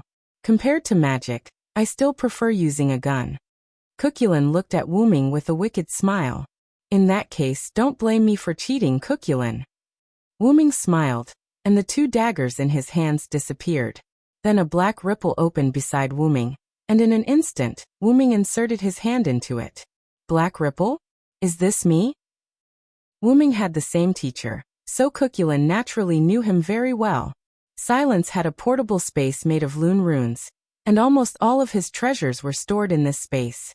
This was a story passed down in Ireland. Many people didn't know the details, but Cuculin knew that if he was willing to work hard, the so-called Lunrune space could be created. Yes, this is the space where my treasures are stored, and I can use the weapons inside. Saying so, a smile appeared on his face, but Cuculin felt that this smile was ridiculing him. Whoosh! Wuming pulled out a long spear from the black ripples. The long spear made swishing sounds in the air. The spear of the world tree, I knew it. Cuculin secretly smacked his lips, with a I should have known look on his face. Don't say that I cheated. This is the benefit of the undead. That's right, Wuming had taken out the spear of the world tree Yggdrasil. Wuming meant that the undead could create a clone and turn it into a servant, and it would not restrict itself according to the rank. Fizke, wouldn't that make you a lancer with an assassin rank? Cuculin protested. That was right. This was also the reason why Wuming insisted on keeping the Dragonist relic. All of his weapons and items were inside. This is not the case. My ability value is still assassin's ability value. My skills and relics are also assassins. At best, I can only say that I am an assassin with a long spear. Wuming was not wrong. At this moment, Wuming's ability value, skills, and relics were all assassin Jack the Rippers. Well, take this Castor. With Wuming's shout, the white dragon spear swept towards Cuculin. Damn it. Don't underestimate me, this is part of the fun. Cuculin was not angry. Instead, he was delighted. He waved his flaming staff and met the swimming dragon spear. At this time, countless explosions were heard, and the storm caused by the explosions stopped both of them. While Cuculin and Wuming were fighting, Rider, Lancer, and Berserker were fighting. At this moment, Rider was standing on a small giant elephant. Countless skeletons poured out of the ground and swept towards Lancer and Berserker. After all, Berserker was not rational. Even if his attributes were quite good, Berserker only cared about the countless skeletons in front of him. However, each of the skeletons could be restored after being broken apart. Ryder stood on the giant bone elephant, looked at Berserker indifferently, shook his head, and then looked at Lancer. After all, Lancer was also unable to fight against four hands with two fists. In the face of the skeleton army that appeared almost all the time, Lancer was also barely able to resist. Enosaka Residence. As Enosaka Residence was not far from the beach, Toshimi Enosaka did not need to go there. Instead, he released his familiar to watch Ryder's battle on the beach at home. Yenfengchi stood respectfully beside Toshimi Enosaka, and also released his familiar to observe. Chili, you have a lot of doubts, right? Toshimi Enosaka asked elegantly. Yes, sensei. That king is also here. Are you so assured to let Ryder cause trouble? Yenfengchi said. That is a king. He has self-respect. Don't worry, Chili. If anything happens, I will use the command spell to summon Ryder back. Also, don't underestimate Ryder. He is an existence that can be compared to the Conqueror King. Although he is not Archer's opponent, the Holy Grail War is not only a test of servants, but also a battle between magicians. Yenfengchi Enosaka understood Toshimi Enosaka's words. Then sensei, I will go and prepare. How about it? Yenfengchi Enosaka asked respectfully. Okay, go. Yenfengchi Enosaka nodded and left. After Yenfengchi Enosaka left, Toshimi Enosaka's face was gloomy. The reason he let Ryder go was because Ryder was almost abandoned by Toshimi Enosaka. After all, in front of the king, all servants were ants. The only way was to make a move on the master. I want to see who can summon him before me. I, Toshimi Enosaka, will not be merciful to such a nameless person. However, if Toshimi Enosaka knew that Archer's master was assassin, who knows how happy he would be back on the battlefield. Ryder looked at Lancer. In his perception, all the soldiers that were hit by Lancer were unable to recover. A weapon that can restrain immortality. Ryder looked at Lancer's scythe and said. His soldiers all had strong immortality and indestructibility. The only disadvantage was that they could be restrained by weapons or attributes that could restrain immortality. It seems that you are not a simple person, Lancer. Ryder commented. But don't think that my soldiers are too simple. With that said, the soldiers that attacked Lancer began to change. All the soldiers that were about to be hit by Lancer's scythe split themselves along the incision of the scythe, and then instantly reformed. Lancer's scythe went through them. Lancer was shocked by the strange scene, and was attacked by the reorganized soldiers. Bang! Lancer was heavily hit and flew out. Every soldier was the best of the best. Their strength was generally at the strength of a C class, and some had even reached B class. Lancer quickly got up and rubbed his stomach. He looked at the soldiers that had surrounded him with a complicated expression. Then all of you will turn into stone. Lancer said faintly.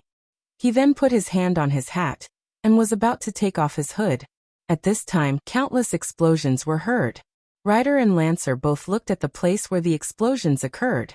Berserker was the only one who was still attacking the skeleton soldiers.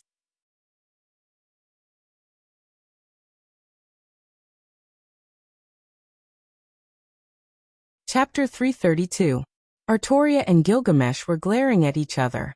Even when the others had started fighting, they were still glaring at each other. How vile. This king thought you were a clown. I didn't expect you to be a thief. Do you really want to steal this king's possession, teacher, so badly? Gilgamesh said arrogantly.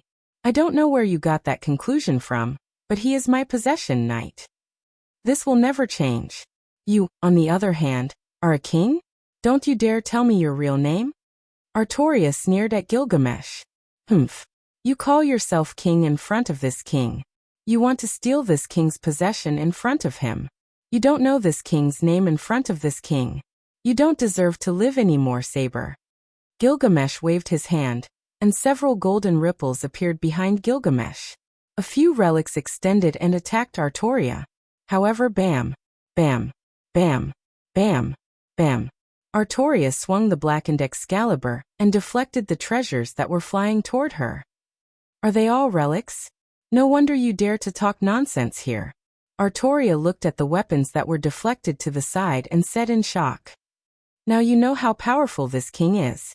However, this won't change your death. Saber, disappear under my attack. Gilgamesh waved his hand again. This time, dozens of golden ripples appeared behind Gilgamesh. Dozens of relics were flying toward Artoria. How ridiculous, archer. Do you think you can defeat me with just this? Artoria raised her holy sword, and countless magic power gathered on the sword. It looked like she was going to release a relic, but Gilgamesh didn't think so. In the blink of an eye, a huge black magic sword was formed. Artoria raised the black magic sword and swung it lightly. The treasures that were flying towards Artoria were all knocked away. You condensed your noble relic on the sword and didn't use it? Well done, Saber. It would be too boring if you just left like that. Gilgamesh could tell the truth about the Mana Greatsword at a glance. When Wu Ming used his sword, he liked to condense his relic on his sword and not release it. He used it as a giant sword. Well, Artoria learned it from Wu Ming. However, Gilgamesh knew that it was Wu Ming's trick. Therefore, he was even more annoyed when Artoria said that she was his possession. Didn't that prove that they were related? Artoria, on the other hand, did not respond to Gilgamesh's compliment. If that's all you've got, I advise you to return to the Valhalla as soon as possible. In the face of Artoria's ridicule, Gilgamesh was already annoyed by the relationship between Wu Ming and Artoria. Like a fuse, Gilgamesh was furious again. Very well, thief, you've completely angered me. Gilgamesh waved his hands, and his huge chest swayed, which made Artoria a little annoyed. In an instant, countless golden ripples appeared behind Gilgamesh. If one really wanted to count, there were at least hundreds of them. Go to hell, mongrel. Hundreds of relics that were grade B and above bombarded Artoria's place. As the name implied, the beach of Winterwood City was destroyed. The bombardment also affected the other servants. Wu Ming, Cuchulain, Ryder, and Lancer all stopped what they were doing and looked over. These are all treasures. As a king, Ryder could naturally recognize the objects that were being bombarded indiscriminately. Lancer did not speak, but took the opportunity to jump back nimbly, widening the distance between him and Ryder, and then left directly. If the 7 servants really fought, Sakura Madu might be affected. Lancer thought so and decided to retreat first. Ryder did not want to stop Lancer from leaving. He just glanced at Sakura Madu's place and no longer paid attention to it. He who had summoned countless soldiers had already found Sakura Madu's position. However, due to his dignity as a king, Ryder did not attack Sakura Madu. My king, retreat first. There's no need to show your cards here. Toshiomi Inosaka's voice came into Ryder's ears. Yes, I know. Then the soldiers and the giant elephant beside Ryder sank into the ground and disappeared. Ryder, on the other hand, turned into a spirit and left. On the other side, let Berserker retreat. Amiya Kiritsugu said to Kuyumemi on the other side of the communicator. Yes, Kiritsugu. Later, Berserker, who was preparing to attack Gilgamesh because he could not find the target, stopped and jumped away from the beach. On the other side of Wu Ming. Caster, it's time to retreat. Kenneth's voice came. Yes, I'll go now, master. Cuchulain said rather unhappily. That's not like you. Wu Ming looked at Cuchulain. I can't help it. I'm a caster now. Compared to fighting, I want to guide my master to the right path. Cuchulain smiled. After becoming a caster, Cuchulain's fighting heart also calmed down. If he did not meet Wu Ming, he was afraid that Cuchulain would really fight as a caster. But listening to your voice, your master is not the kind of guy who can be guided by you. Wu Ming didn't attack, but put the gun in his hand into the black ripples. Well, you're right, but since master asked me to leave, then that's it. Next time, let's fight to the death. After saying that, Cuchulain turned into a spirit and left. The reason why Wu Ming didn't fight with Cuchulain was not that he didn't want to continue to fight with Cuchulain, nor was it that the gunman's mind was in a mess. It was because Artoria and Gilgamesh were both disciples that Wu Ming cared about. Wu Ming wouldn't allow them to kill each other. Thinking so, Wu-ming went to the place where the explosion had already ended and produced countless smoke and dust. At this moment, Artoria, who was in the center of the explosion, was wrapped in a large amount of black magic fog, as if she was a servant incarnate. Enough magic turned into a magic fog to offset Gilgamesh's noble phantasms. Then, Artoria waved the Excalibur, and a huge magic impact dispersed the smoke and dust caused by the explosion. You're quite capable, Saber. You formed a magic defense to offset the explosion caused by my noble phantasms. Although Gilgamesh said so, he was already wary of Artoria. How much magic did she have to be able to defend against the explosion of so many noble phantasms? Anyway, Gilgamesh knew that it was impossible for him to do it. The magic required was too great, unless he had the Holy Grail. Since your attack is over, it's my turn, Artoria said, raising the Excalibur in her hand, and more magic gathered on the holy sword than before. Is this guy's magic infinite? Gilgamesh frowned. Then the golden ripples behind him opened. However, this time, what appeared in the golden ripples was no longer a weapon, but a defensive gear. At this time, two chains suddenly appeared behind Gilgamesh and Artoria, entangling them. Okay, enough is enough. Wu-ming's voice came.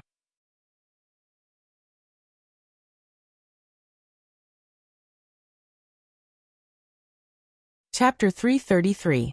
A black ripple appeared behind Artoria and Gilgamesh, and the chains came out from it. On the other side, Wu-ming grabbed two chains with one hand, and the chains went into the black ripple. It was the fake Enkidu from Wu-ming's dragonist. Wu-ming, who appeared as an assassin, did not bring Enkidu with him. Although the fake Enkidu was not as good as the real Enkidu, it could still play a certain role. Artoria put away the sacred sword, and Gilgamesh put away the gate of Babylon, which was the best proof. Tisk, Gilgamesh looked at the chains that were tightly wrapped around him and said in a displeased tone. Of course, she could tell that this was her friend's avatar, and it was fake. Gilgamesh hated fake avatars the most. Artoria, on the other hand, did not say anything. This fake chain was made with the original Enkidu, so it only kept its special attack mode against divinity, which was why Gilgamesh was wrapped around by the chain. Artoria, on the other hand, had the red dragon blood in her veins. The chain was nothing more than a sturdy chain. Wu-ming walked between the two and looked at them. Sit down and talk. After all, both of you are my disciples. As soon as Wu-ming said that, Artoria and Gilgamesh were shocked and looked at each other in disbelief. Wu-ming, who had almost guessed the result, could only smile awkwardly. The next day, in the small mansion that Wu-ming bought, Gilgamesh was sitting on his personal chair, looking angry, while Wu-ming was reading the newspaper in a relaxed manner. A natural gas explosion near the beach in Winterwood City.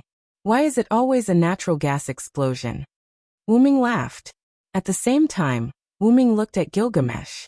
Since Gilgamesh came back yesterday, Gilgamesh had been throwing a tantrum. Well, a girl throwing a tantrum. If the male version of Gilgamesh was here, Wu-ming would have slapped him a long time ago. Therefore, girls needed to be coaxed, even if they were his disciples. Is Gilgamesh still angry? Wu-ming asked softly. Gilgamesh did not say anything. He crossed his arms and closed his eyes. But Wu-ming could understand. First, he hid the fact that Artoria was Wu-ming's disciple, deceit. Then he used Gilgamesh's friend against Gilgamesh, insult, and even defended Artoria, from Gilgamesh's point of view. All kinds of signs caused Gilgamesh to be angry, which was understandable. I didn't mean to hide it deliberately. After all, I have experienced too many things. If you told me everything, I would be very busy. As Gilgamesh's teacher, Wu-ming could naturally see what Gilgamesh was upset about. Then Wu-ming continued. And the reason why you used Enkidu was because you were too disobedient. Wu-ming suddenly became strict. Gilgamesh was slightly moved, but he still kept silent. Only his eyes opened. Do you remember our purpose? It's not the Holy Grail War, but to investigate the source of the black mud. It's not wrong for you to blindly go to war with the servants, but there must be a limit to everything. You are easily angered. Wu-ming gently taught Gilgamesh, as if they had returned to the past. As for letting Artoria go, That's because Artoria must be related to our target this time. You know, we should cast a long line to catch a big fish. Wu Ming advised earnestly, hoping that Gilgamesh could accept it. Humph. Even so, it can't make this king calm down. Although Gilgamesh said that, Wu Ming, who knew her well, knew that her anger had mostly dissipated. A Uruk Hyunryong feast. Wu Ming said the name of a set of dishes. Because Wu Ming was a good cook in Uruk, the set of dishes was once famous in Uruk and even in Babylonia. Therefore, almost everyone who tasted it said that if they could eat it again, they would dare to go to hell, which was enough to show Wu Ming's superb cooking. Gilgamesh swallowed, thought for a moment and said, "Deal." Wu Ming showed a victorious smile. Yuanzhong Mountain. Wu Ming came here, and was ready to check the Great Holy Grail again. Is there another source of the black mud? Walking on the way to the Great Holy Grail, Wu Ming thought. After all, the black mud inside the Great Holy Grail was the evil of this world. And as long as there were humans, there was still a source of evil. Then the evil of this world would not go extinct. It could be said that as long as humans existed, the evil of this world would not go extinct. But I always have a bad feeling. When he came to the innermost part of the Great Holy Grail, Wu Ming saw a figure. Artoria. Yes, Wu Ming saw Artoria. Artoria was wearing black armor. Her hands were on the sword inserted in the ground, as if waiting for something. What's going on? Artoria. Wu Ming frowned and asked Artoria. However, Artoria did not speak. She just opened her closed eyes and looked at Wu Ming with her golden eyes full of severity and tyranny. I didn't expect you to find this place, assassin. Suddenly, a man's voice came from the nearby shadow. Hearing this voice, Wu Ming's heart was filled with a sense of crisis. This feeling, Wu Ming instantly took out the meteor silver and looked at the shadow with 200% vigilance. It seems that you're not an ordinary servant. I'm afraid that Jack the Ripper isn't your real name. A young man with a green top hat, a green coat, and a gentle smile, who looked less than 30 years old, came out from the shadow. Although he was smiling, Wu Ming could feel the filth in his body. Wu Ming did not ask, "Who are you?" or anything like that. It was obvious that he was an enemy that would not rest until one of them was dead. With his A-class agility, Wu Ming instantly rushed in front of the tall hat man. And Wu Ming raised his sword, and was about to slash down. However, when Wu Ming's sword was still a little bit away from the tall hat man, Wu Ming's sword was bounced off. Clang! Wu Ming looked at Artoria, who used her black holy sword to bounce off his sword, and quickly retreated. He quickly opened up the distance between them. Artoria put down her holy sword and stood in front of the tall hat man to protect him. This made Wu Ming could not help but frown. Although I don't know why you are so hostile to me, but it seems that I also hate you, assassin. The tall hat man continued to smile as if nothing had happened. Let me introduce myself first. I am Rafe Lionel Florence. Nice to meet you, assassin.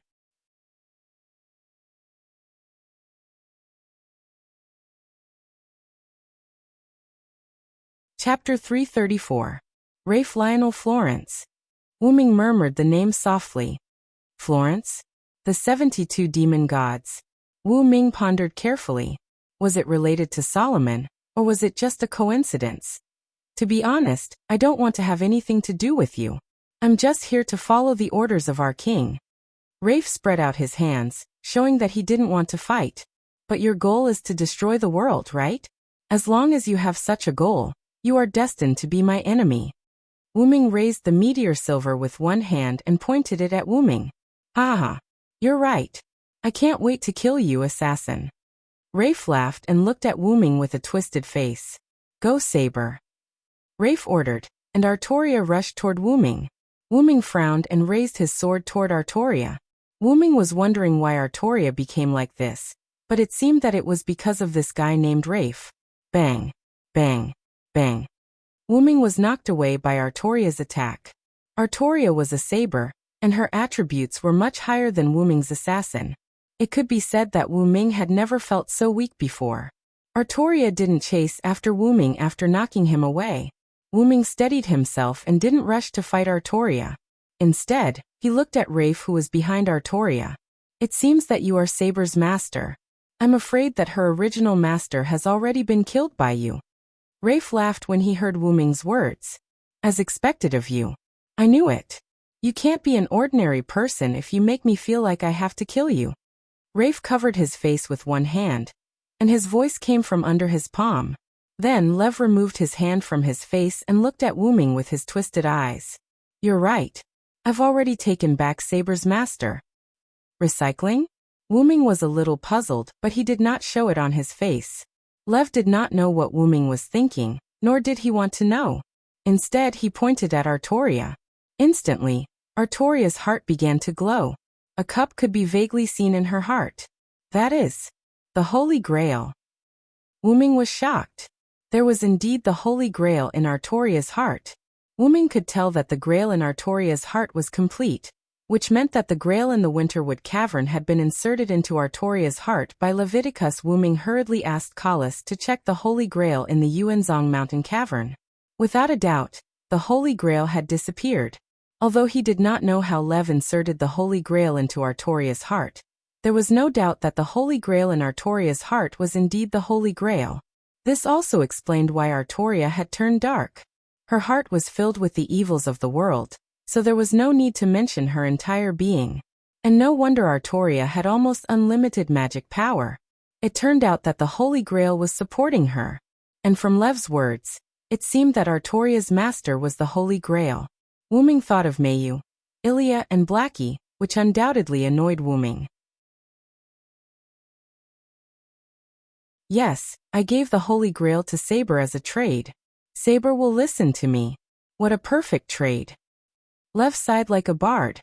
Then, Lev began to speak again. It's so sad, assassin. I was just going to stay here for a while, and leave after completing the task given to me by the king. But you came in without permission. Lev looked at Wu Ming fiercely. If that's the case, then you can go to hell, assassin. With that said, magic power gathered in Lev's hand, and the Holy Grail in Artoria's heart began to glow. Don't even think about it. Although Wu Ming did not know what Lev wanted to do, he would not just stand by and watch. However, Saber, release your noble phantasm. Sure enough, Lev was also a smart person. He directly ordered Artoria to release her noble phantasm. Although Wu Ming did not know whether Artoria was forced to obey Lev's order or not, he was sure that Artoria listened to Lev and began to condense her noble phantasm. Excalibur. Artoria raised the holy sword high, and countless magic power flowed from the fantasy breed's heart into the holy sword. The black light expanded greatly, and then Artoria slashed at Wu Ming. Wu Ming looked at the black light in front of him, and a sentence popped up in his heart. Does this count as being chopped? Dong! A loud noise came from inside Yuzong Mountain, and a black light broke out from inside Yuzong Mountain. The black light was enough to cause a disturbance in Winterwood City, but now it did not cause any disturbance. In the midst of the ruins, Wu Ming struggled to reach out a hand that was wearing a black sleeve. Crash! As the owner of the hand pushed away the rubble, there was a faint sound. Wu Ming's figure squeezed out of the rubble in a sorry state, and he shook his head. Oh, it hurts. I almost went back to my roots. Wu Ming sat on the rubble in a sorry state, and he held his head in pain. Master, if you did not activate the inherent barrier at the critical moment, with your current attributes, I'm afraid you would have returned to your original body, Kalas, who was on Wu Ming's head, said.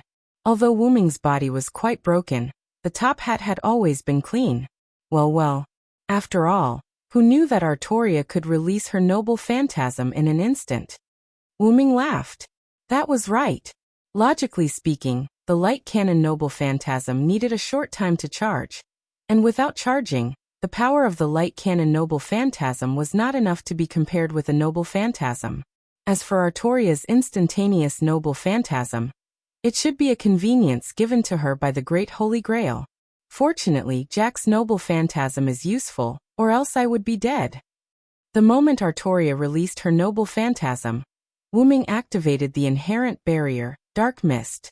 Although he succeeded in pulling himself into the inherent barrier, he was still sent flying by Artoria. Therefore, even though Wu Ming looked rather wretched, his foundation was not damaged much. After using magic to repair his body, Wuming began to pay attention to his surroundings. Looking at the burning streets around him, Wuming frowned. I remember that I was sent flying in the direction of Winterwood City, and the burning here does not seem to be caused by me falling. Wuming looked at the burning Dongwu City, and felt a sense of uneasiness as he felt the extremely turbid aura. Then, Wuming jumped onto a tall building that was almost completely burned. Looking around, the entire Winterwood City had turned into a sea of fire.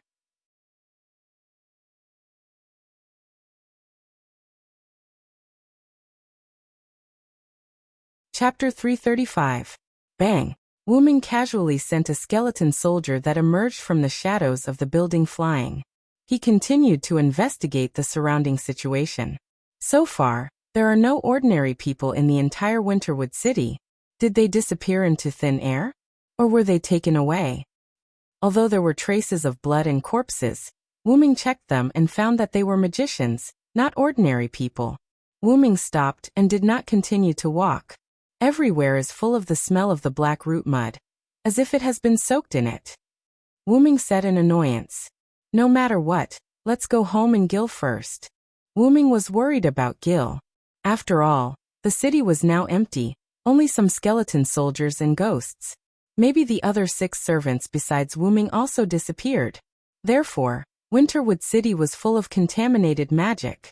Wuming could not detect the changes in the magic of Winterwood City.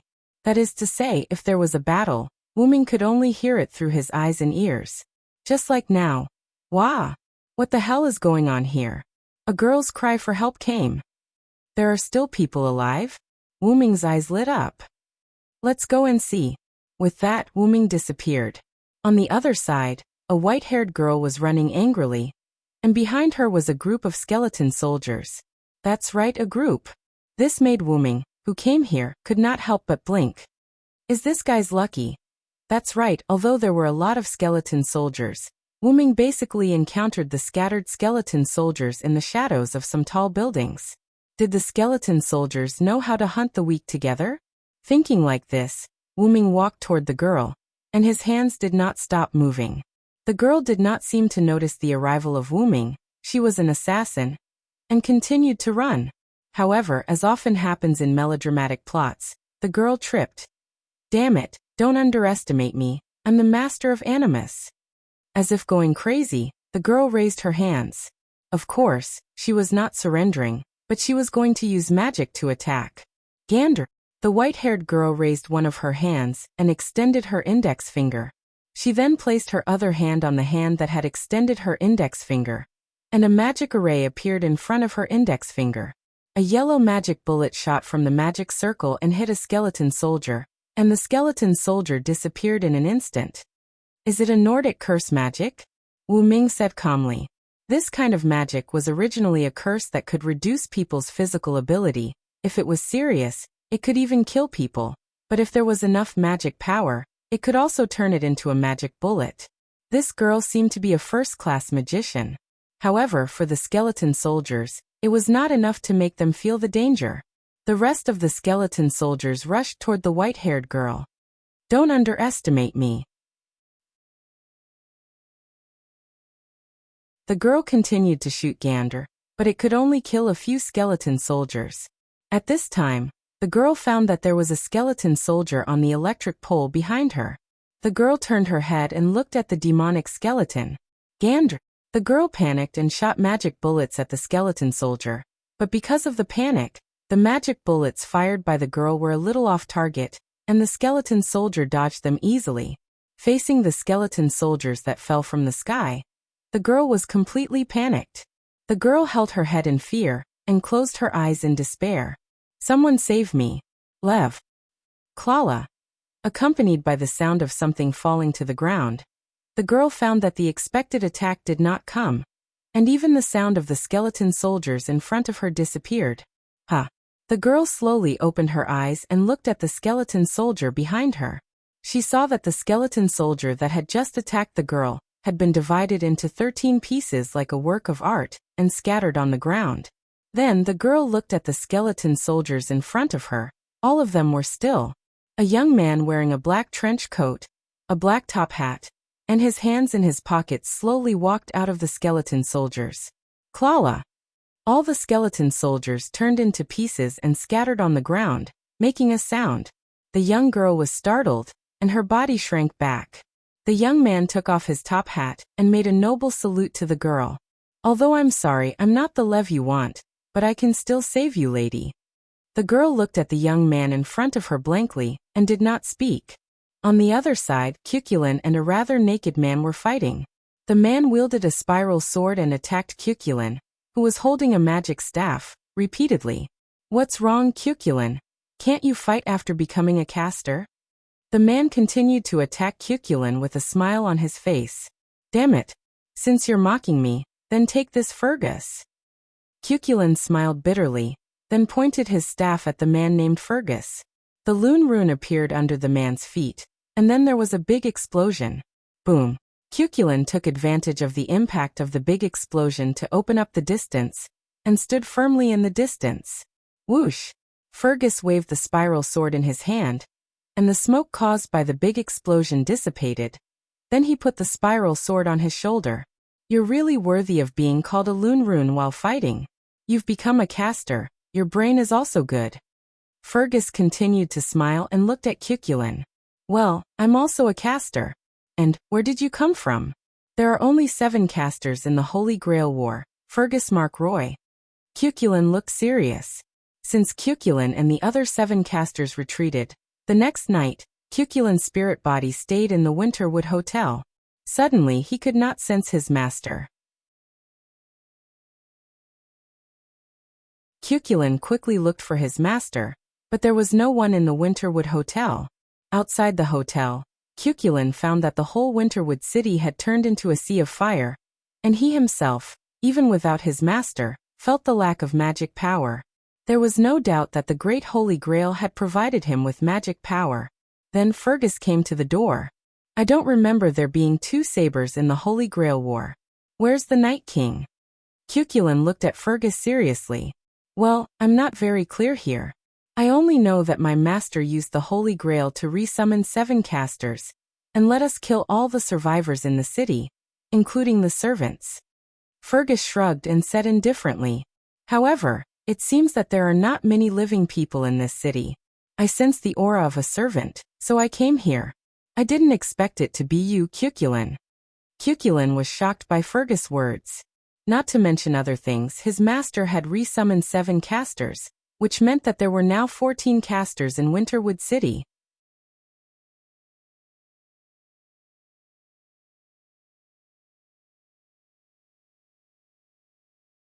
Chapter 336. That is to say, now it's a battle royale between 14 servants.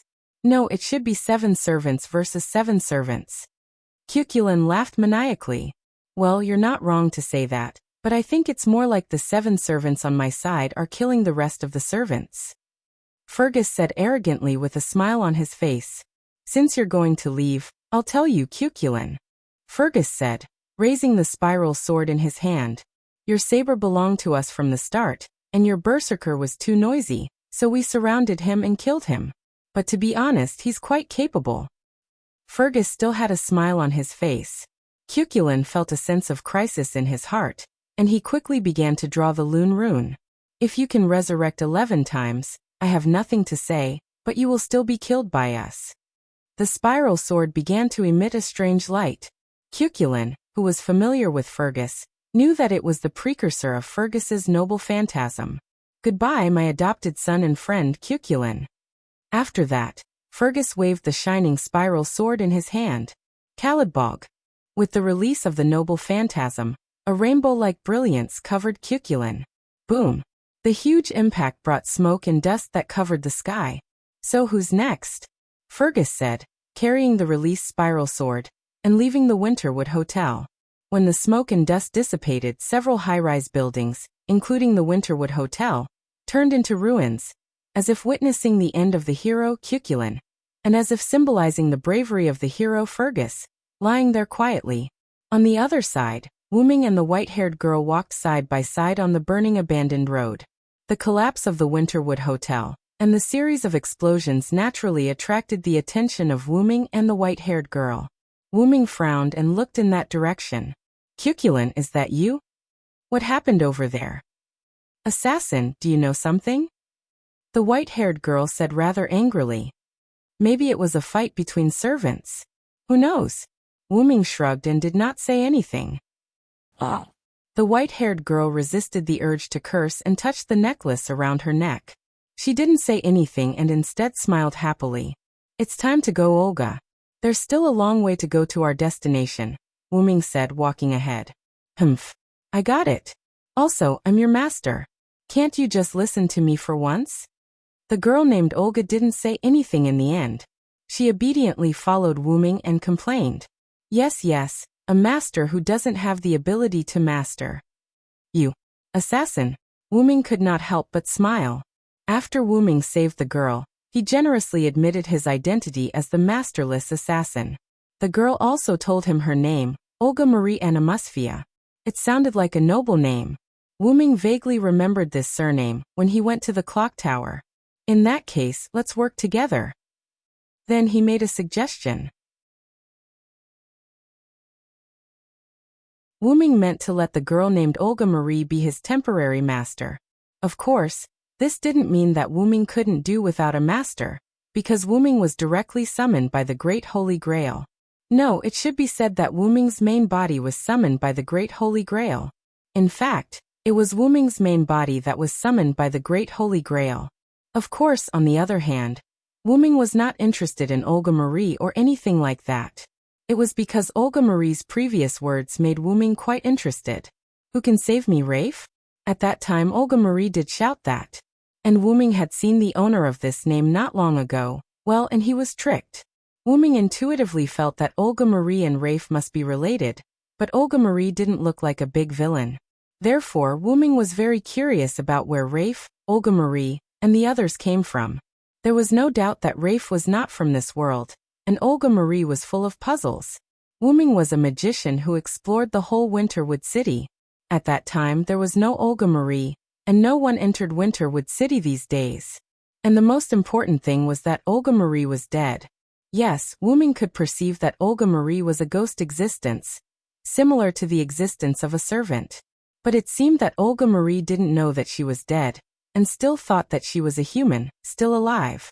For various reasons, Ming proposed to establish a contract with Olga Marie. I refuse. Of course, Olga Marie with a sad and angry face refused Ming. Ming certainly knew why Olga Marie refused. As before, Ming and Olga Marie joked that there was no master talent. Olga Marie was a first-class magician, but he didn't know why Olga Marie didn't have a master talent, not even a little bit. First-class magicians didn't have a master talent, which was undoubtedly interesting. However, who was Ming? For this kind of situation, Ming prepared a tool very early. Ming took out a necklace from the black ripples. This was a necklace that Ming made according to the technology of the Yuctamyrenia family. When Ming threw the necklace to Olga Marie and explained the situation, Olga Marie was in a daze for a while, and then happily put on the necklace and established a magic channel with Ming. The necklace had a technique that could connect the wearer and the contract servant. Although it only provided magic and there was no command curse, it could be regarded as half a master. This was the technology of the Yuctamyrenia family to let the cyborgs provide magic to the servants. The cyborgs provided magic, the master managed the servants, gave orders, fought, and used command curses. It could be said that it didn't consume the master's magic at all.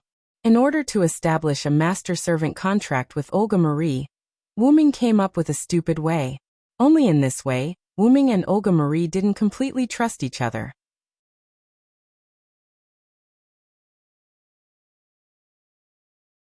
After all, Olga Marie was a magician, she should be cautious, which she did well. And Ming simply wanted to follow Olga Marie. He wasn't in a hurry to know her information. Ming had a hunch that as long as he followed Olga Marie, he would naturally know the information. Therefore, the two didn't exchange information. After that, Ming proposed to go to his stronghold to see the situation. He still had an ally servant. Because she was unfamiliar with the place, so Olga Marie agreed to follow Ming to his stronghold. As a result, because the small villa that Ming bought was in the east, and Ming and Olga Marie's location was in the west, The two of them didn't arrive for a long time. Olga Marie said, "I'm going to die." Then they encountered the collapse of the Winterwood Hotel. Wu Ming didn't want to stir up trouble. After all, his current assassin class, Jack the Ripper, wasn't strong in frontal combat. You probably haven't seen a Jack with a 100% critical strike rate. So he could only kidnap Twinkle and let her be his damage dealer. However, trouble always fell from the sky. Leia.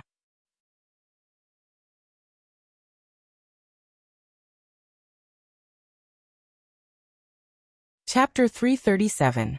Leia. Accompanied by an inexplicable roar, a black creature with black smoke all over its body charged out of nowhere. The opponent was undoubtedly a servant. Wu Ming could feel it at such a close distance, and it seemed to be a berserker. What's going on? Isn't berserker Hercules? Wu Ming frowned. Later, Wu Ming observed that berserker seemed to rush out from the collapsed Winterwood Hotel, which meant that the opponent was previously under the hotel. The opponent's whole body was black, and he could tell that it was an African. Wu Ming thought so. However, it was lucky. Leia. The black mass roared and rushed toward Wu Ming. That's right, it rushed toward Wu Ming, ignoring Olga Marie. Wu Ming could feel that the opponent was targeting him. Olga, hide, it's a servant. Wu Ming said seriously to Olga Marie behind him. Olga Marie quickly found a ruin to hide. Berserker picked up a telephone pole from the side of the road, jumped up and slammed it toward Wu Ming. Boom. The ground was directly smashed, and large pieces of stone flew up.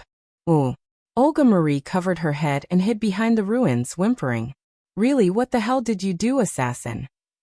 Wu Ming fell behind Berserker, so the attack naturally didn't hit Wu Ming. It's not my fault, this guy came to me. Wu Ming shrugged. Leia. Berserker roared and once again raised the blackened telephone pole, and smashed it toward Wu Ming. Boom! The ground was smashed again. This guy's agility is at least A rank. Wu Ming frowned. Wu Ming almost couldn't dodge the attack. But I'm an assassin. If you expect an assassin to fight a berserker, perhaps only the ancestor of the assassin, the legendary first Hassan, could do that. If that's the case. Wu Ming narrowed his eyes. Leia. Berserker madly rushed toward Wu Ming. With Berserker's current speed, Wu Ming was in danger. The dark mist city. Along with Wu Ming's noble phantasm, countless smoke exploded and engulfed Berserker, forcing Berserker was forced to stop. The smoke enveloped an area of 100 meters with Wu Ming as the center. Then the smoke disappeared, revealing Wu Ming's figure and Berserker's disappearance. Olga Marie put out her head when there was no more noise. Did you kill that berserker? Olga Marie was in disbelief. The smoke also covered her, so Olga Marie couldn't see anything and couldn't hear anything clearly, so she didn't know what happened. Of course not, I just trapped that berserker in an enchantment. Let's go, he'll come out soon. That's right, Jack the Ripper's enchantment. The mist. It was the spirit storm that recreated London in the 19th century. It was also the reason why Jack the Ripper could spread fog and use fog. Enchantment. Enchantment. Olga Marie was obviously shocked. After all, for a magician, an enchantment was the highest level of magic. Don't be so surprised.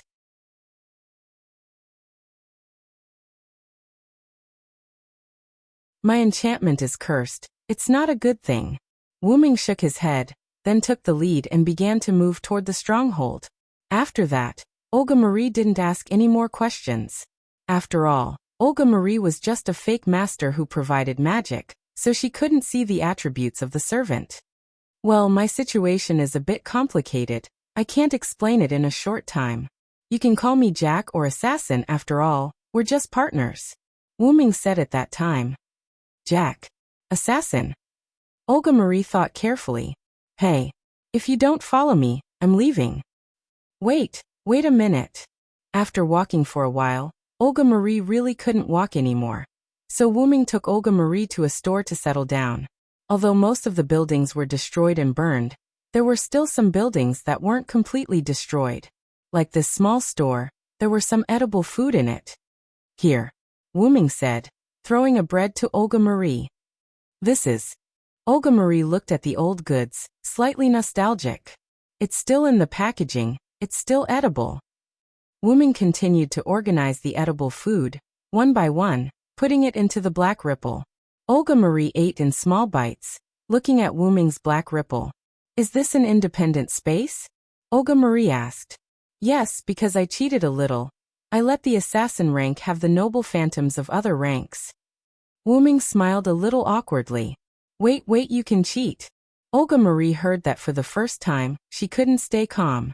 Didn't I say after all I'm special? Wuming just said to Olga Marie's surprise. Then, after organizing the edible food, Wuming walked to the door. I'll go out and check the situation. You stay here and don't run around. Wuming said. What? You make it sound like I like to run around. Olga Marie retorted Wuming, but Wuming just pretended not to hear. I also need to clear my mind, you should go. Olga Marie said in disgust. Wuming shrugged and didn't say anything. Wu Ming released his mana, propelling himself to fly up and directly arrived at the roof of a tall building. From the height of this building, he could almost overlook the entire Winterwood City. Standing on the roof, Wuming looked at Winterwood City. He could vaguely see that there were battles in Winterwood City, and there were more than one. There weren't many battles that could cause large-scale explosions, and Wuming could vaguely sense a small battle. But it's a bit too much. Wuming said in detail.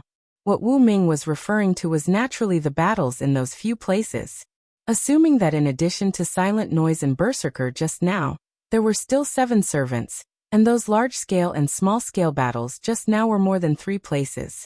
It's impossible that there were a few servants who had nothing to do and attacked by themselves. Combined with the extra Berserker, plus Lev's trick on the Holy Grail before Wuming was sent flying, Wuming almost guessed it.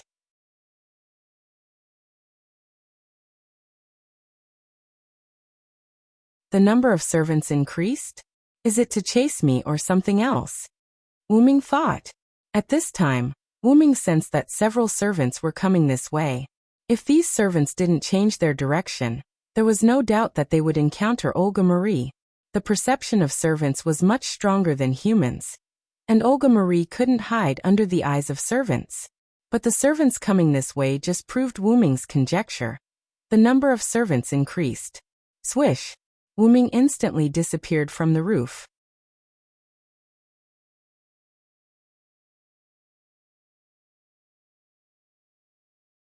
Chapter 338. On the abandoned and burning street, 2 figures were running. One of the figures was wearing a rather revealing purple tights, and some parts of the body were covered with armor. One of the figures was holding a 2-meter-high shield with a cross on the outside, and the other hand was holding a girl. Needless to say, she was a servant. The girl had short, orange-red hair that was tied into a single ponytail. She wore a simple white top with black straps around her chest and abdomen. There was a black belt around her waist.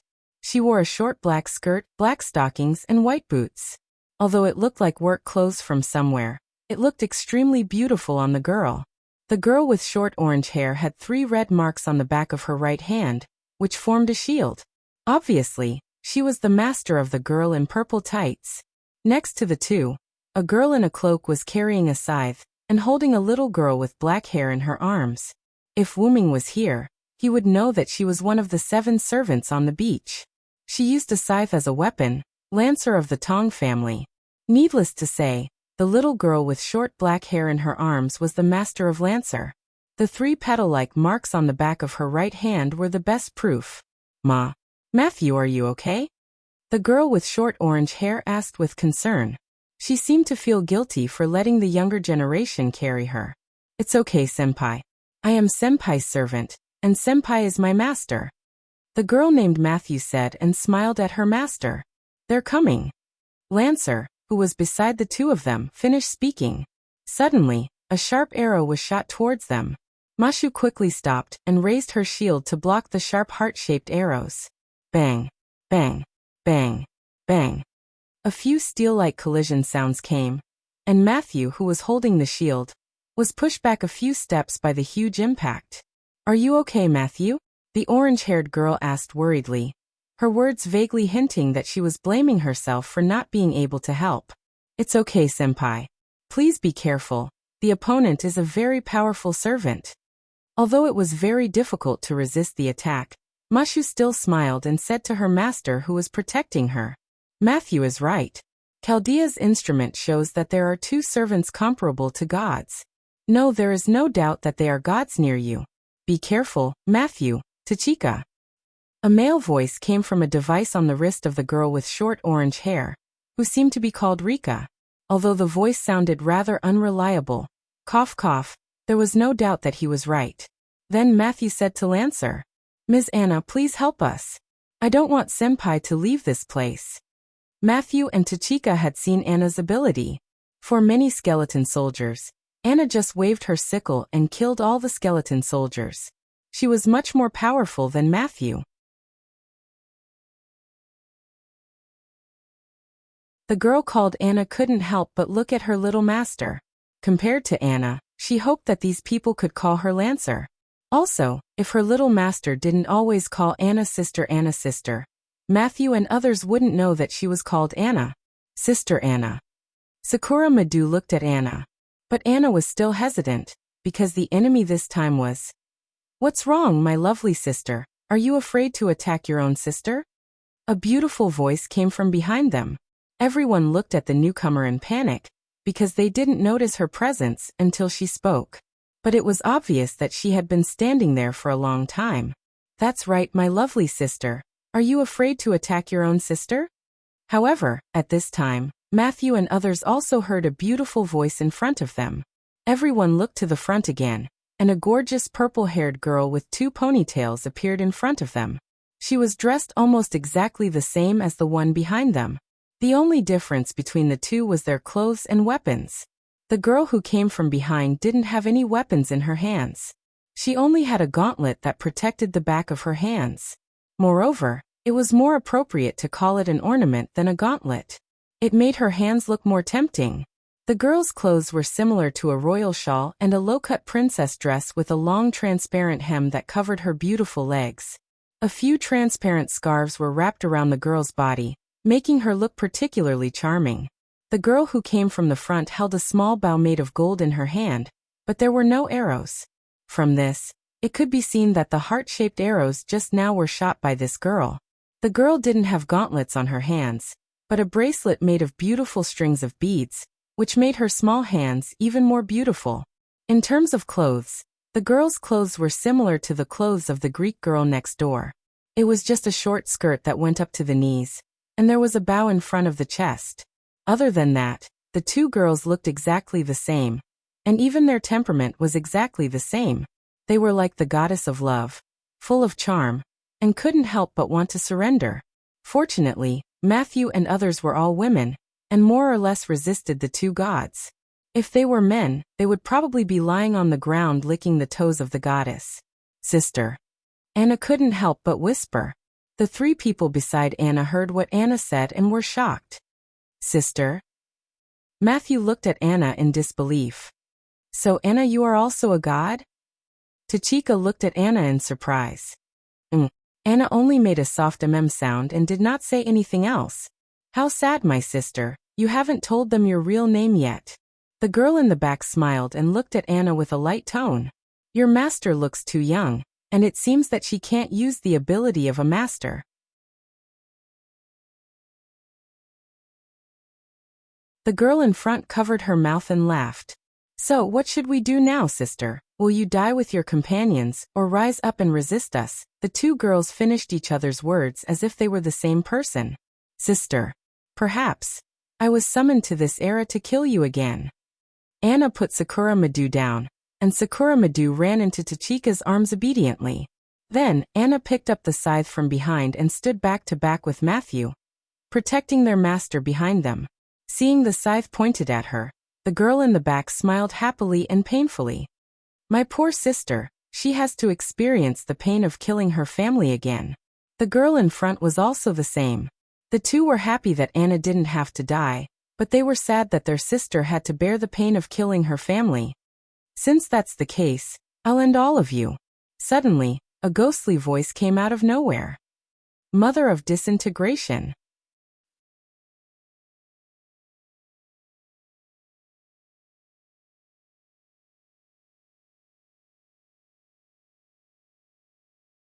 Chapter 339. Maria Ripper. After the activation of the relic's true name, a thick fog engulfed everyone. The thick fog reduced everyone's visibility to less than 5 meters. Even Anna's 2 sisters could barely see each other. The girl behind Gadotsi, and the rest sensed the danger as they were of the same rank. She quickly warned her sisters. Uriali, be careful. However, the girl named Uriali in front of Gadotsi, and the rest was a little dazed as she let out a doubtful voice. A silhouette appeared behind her.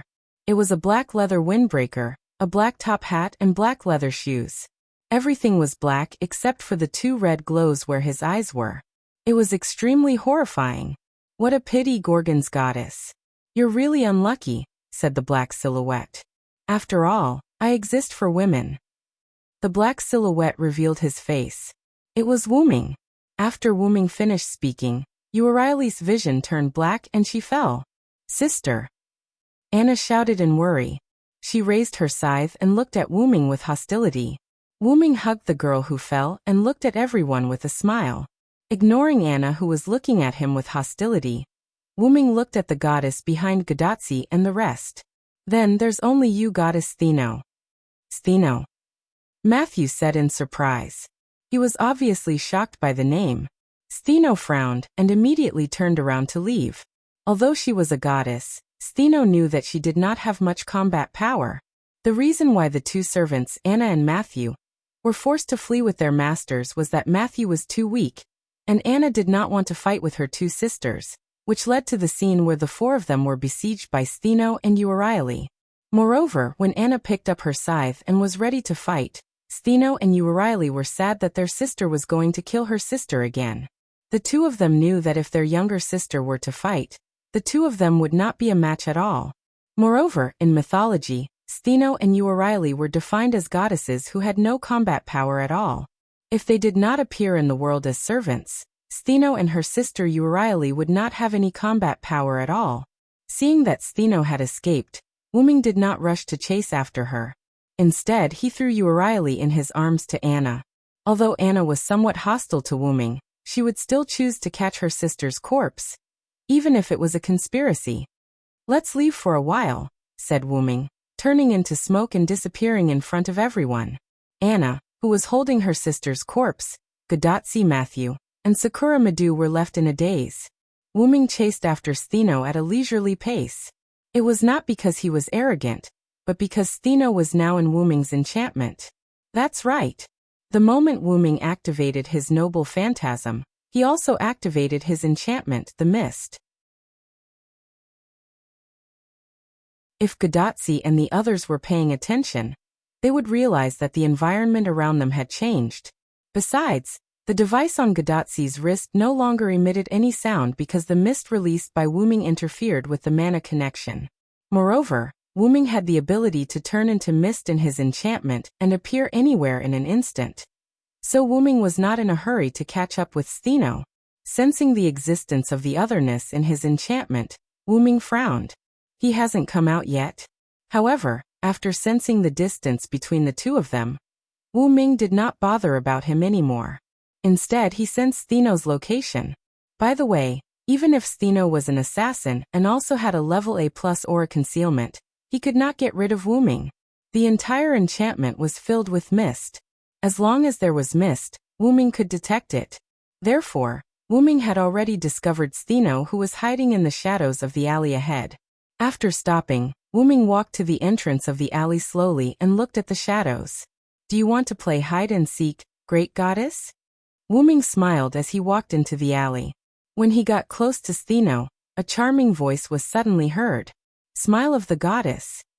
Following the activation of the noble phantasm, Wuming stood there motionlessly as if he was frozen. Then Stheno's figure appeared. I thought you were a powerful hero, but I didn't expect you to be the same as the others. A man is a man indeed, Stheno said slowly as if he had already won. Walking to Wuming, who was standing there in a daze, Stheno raised his head and looked at Wuming. What beautiful eyes, what a handsome face. What a pity, Stheno said as if she was intoxicated. None of the men who had been affected by her charm could survive. To be able to attack us sisters, I thought you were really a man who wasn't tempted by beauty. Steno smiled, then raised his hand and caressed Wu Ming's cheek. Suddenly, when Steno touched Wu Ming's face, he seemed to have seen something rather shocking. Shock was written all over his face. Slap. Suddenly, a hand grabbed Steno's arm. Then a rather frivolous voice was heard. It's not good to casually invade other people's privacy, great goddess. What? Steno exclaimed in surprise. Looking at the man who grabbed his wrist without any trace of being affected by the charm, Steno smiled bitterly. I see. Was that all a disguise? What a cunning man. Wu Ming only maintained his smile and didn't explain anything. As for the appearance of being affected by the charm just now, that was an act by Wu Ming. As someone who had seen through Steno and Riley's true names, Wu Ming naturally wouldn't be so rash as to underestimate Steno. Even if Wu Ming could take down Riley without any difficulty, Wu Ming wouldn't think that Steno was easy to deal with. After all, no matter how weak and useless the other party was, she was still a goddess. For example, just now, Steno had only touched Wu Ming's cheek and seen some information about Wu Ming. In terms of skills, it should be similar to seeing through true names. As an existence on the same level as them, or even a higher level existence, Wu Ming said that there was no need to underestimate any god. Gods never lack trump cards. Well, of course, if the difference in strength was too great, he could still underestimate them. Cough cough. In short, because Wu Ming realized that the other party was a charming goddess, he originally wanted to use a world-class item to resist Wu Ming, but after thinking about it, he decided against it. After all, his hypostasis was very high, and he had proven before that he was immune to almost all mind control without a world-class item. Therefore, Wu Ming pretended to be charmed and grabbed Steno when she approached Wu Ming. As for whether Steno, who was caught by Wu Ming, would escape or not, Wu Ming already had a plan.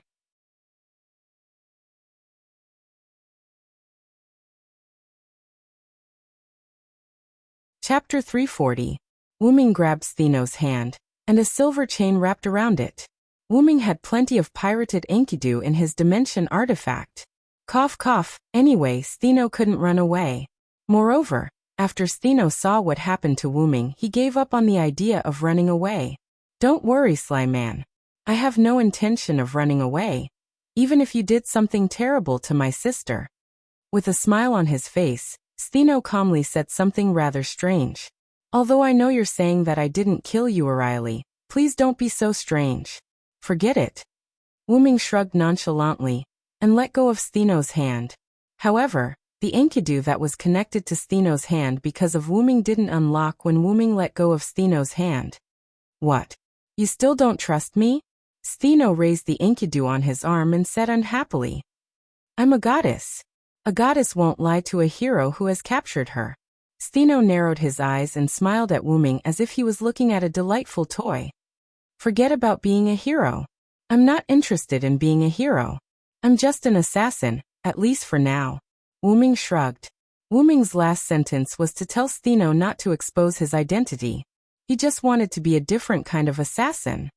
Oh, since the great hero says so, I'll just listen to you. Steno smiled at Wu Ming. Let's go. Your Riley should be awake by now, right? Wu Ming grabbed Steno's hand and started walking towards where they came from. As expected of a brave warrior, you actually dared to hold the hand of a goddess. However, since you didn't do anything to Riley, I will forgive your rudeness. Steno raised his neck like a proud princess. I feel like it's better to get rid of you now. On the way, Wu Ming began to ask Steno for information, or to verify his speculation. After Wu Ming told Steno about his speculation that Lev had re-summoned 7 servants, Steno nodded. As expected of you. That's right. The man in the green hat summoned 7 new servants, including me and Riley. Steno walked elegantly as if Wu Ming didn't take the initiative to hold her hand, but she took the initiative to hold Steno's hand. Then he began to introduce their lineup. I'm an assassin, Riley is an archer, and Saber is a muscle man. I can tell he's a lecherous guy. His eyes lit up when he saw Riley and me, and he even tried to flirt with us. Steno frowned. He was rather displeased. Steno knew how to talk up trites up knew how to flirt with. Castor looks like a mature old man. He doesn't talk much. Ryder is a red-haired muscular man. He seems to be a king, and he has some connection with Zeus. He's quite annoying. And the way Castor looks at Ryder is a bit weird. He's full of passion. Steno smiled mischievously. Wu-ming ignored her and continued to listen to Steno's introduction. Steno looked at Wu-ming, who didn't respond.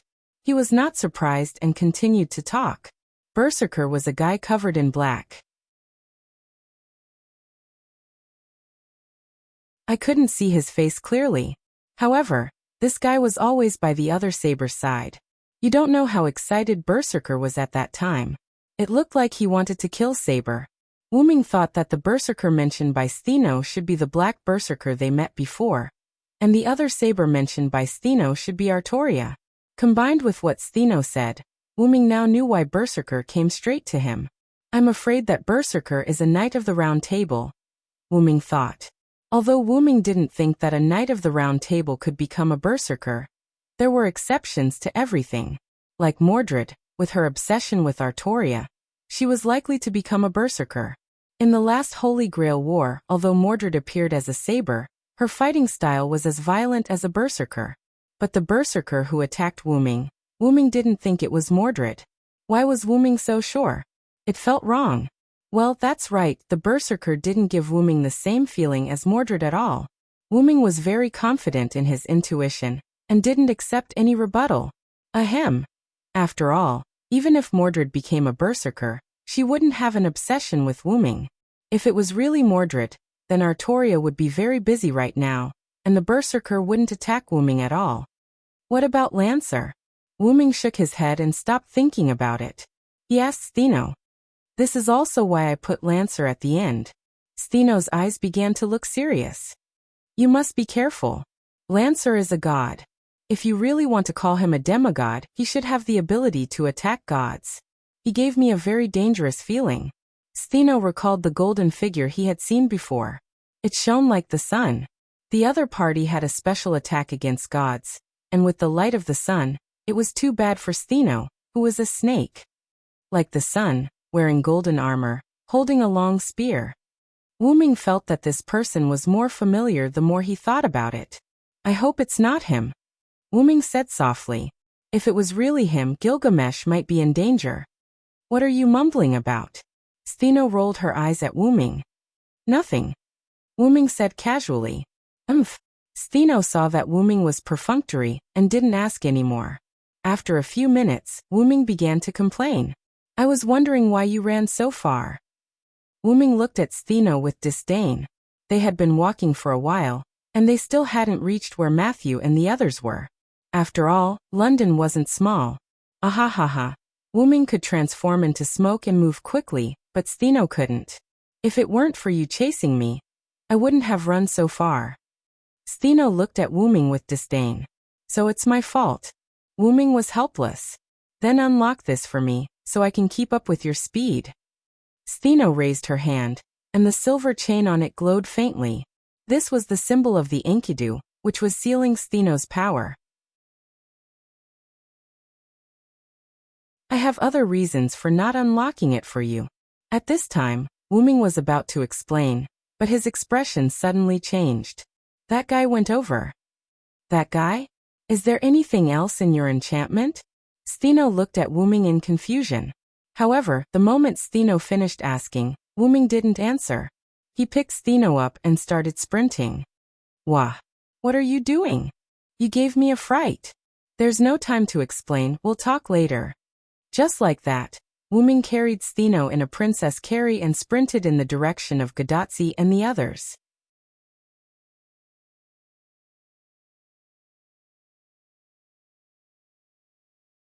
Chapter 341. When Wu-ming went after Steno, there were only 4 people left. Gadatsi, Matthew, Anna, and the unconscious Uriali. Gadatsi looked at the direction where Wu-ming went. Then she looked at Matthew. Matthew, is that man also a servant? He's so powerful. Gadatsi was a little excited, and her eyes were shining. Yes, senpai, the man who went after the enemy is a servant, but strangely, I haven't found his aura. His rank may be assassin. After Matthew explained to Gadotsi about Wuming, he wanted to contact their support personnel. But, Doctor? Are you there? No matter how Matthew called the device on Gadotsi's hand, no one responded. What's going on? Just when Matthew was puzzled, Gadotsi's panicked voice came. Matthew, look, the environment around us has changed. Hearing Gadotsi's surprised and slightly panicked voice, Matthew also looked around. The surrounding buildings had become European-style buildings, which were completely different from the modern buildings in Winterwood City. Similarly, there was no one around, and there was no trace of life. Because of the fog brought by Wuming, Matthew and Gadotsi didn't notice the change in the surrounding environment at first. If it weren't for Gadotsi's curiosity about the fog, it would have taken Matthew a while to notice the change in the surrounding environment. Matthew walked to a nearby corner and touched the wall. Senpai, this should be a 19th century building. Matthew turned around and looked at Gadotsi. Hey Matthew, do you know this place? Gadotsi was a little surprised. Yes, I've seen it before. Matthew smiled and nodded. Matthew is really knowledgeable. Gadotsi praised Matthew, which made Matthew blush a little. This fog contains extremely powerful toxins. Ordinary people may die if they stay here for a long time. At this time, Anna suddenly said. Gadotsi and Matthew looked at Anna, who had been holding her sister before.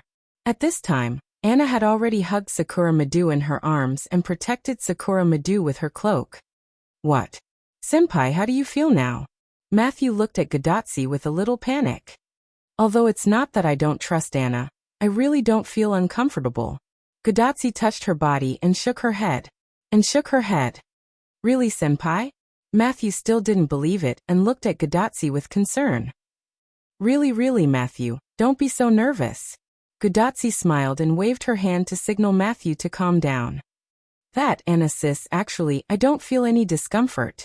It's better to say that the air in the fog is very fresh. At this time, Sakura Madu, who was protected in Anna's arms, also spoke. Anna was silent at this time, thinking.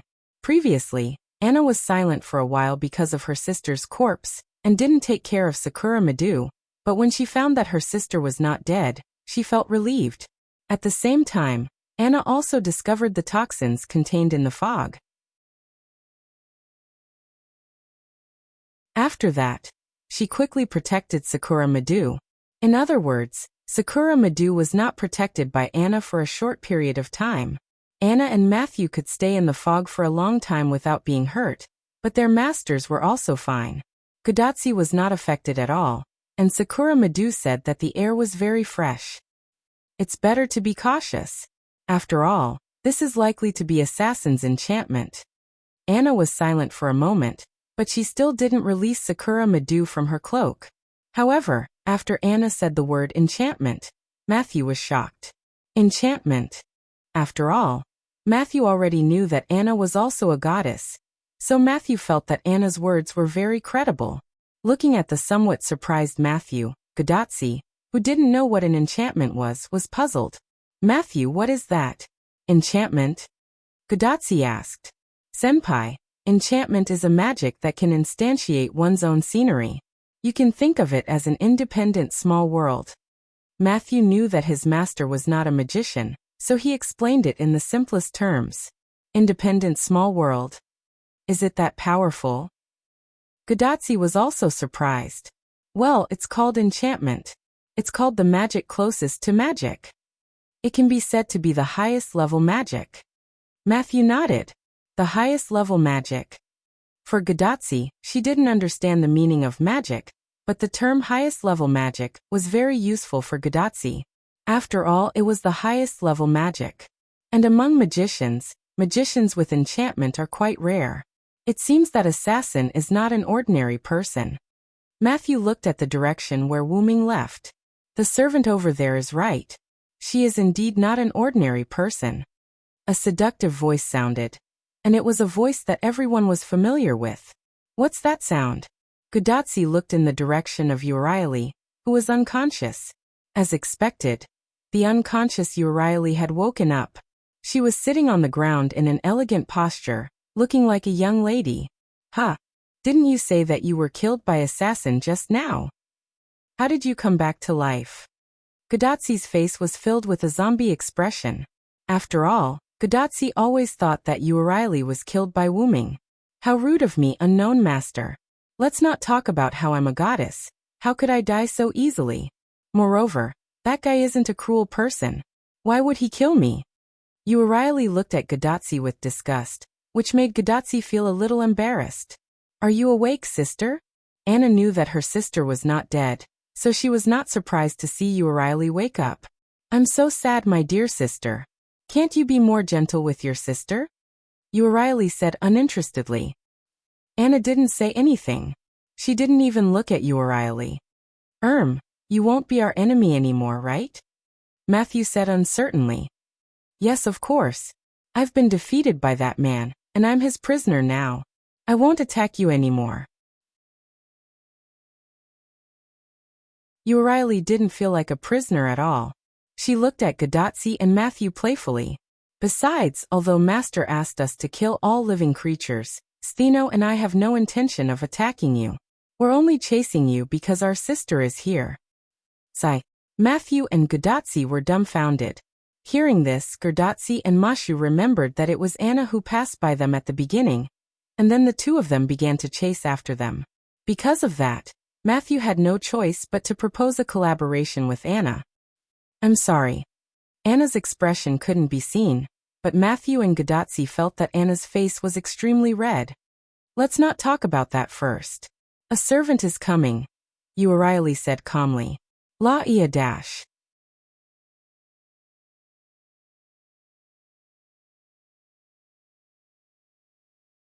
Chapter 342. A roar that didn't sound like a human's roar could be heard from the front of Godatsu and the others. This made Godatsu, who had just escaped from danger, feel very uneasy. Matthew, who could see his master's uneasiness, raised his shield and stood in front of Godatsu. It's okay, senpai. I am senpai's servant. I will protect senpai. Looking at Matthew's smiling face, Godatsu's fear was swept away. Thank you, Matthew. Godatsu smiled at Matthew. It's coming. Uraili reminded. At the same time, a hostile servant appeared in front of Matthew and the others.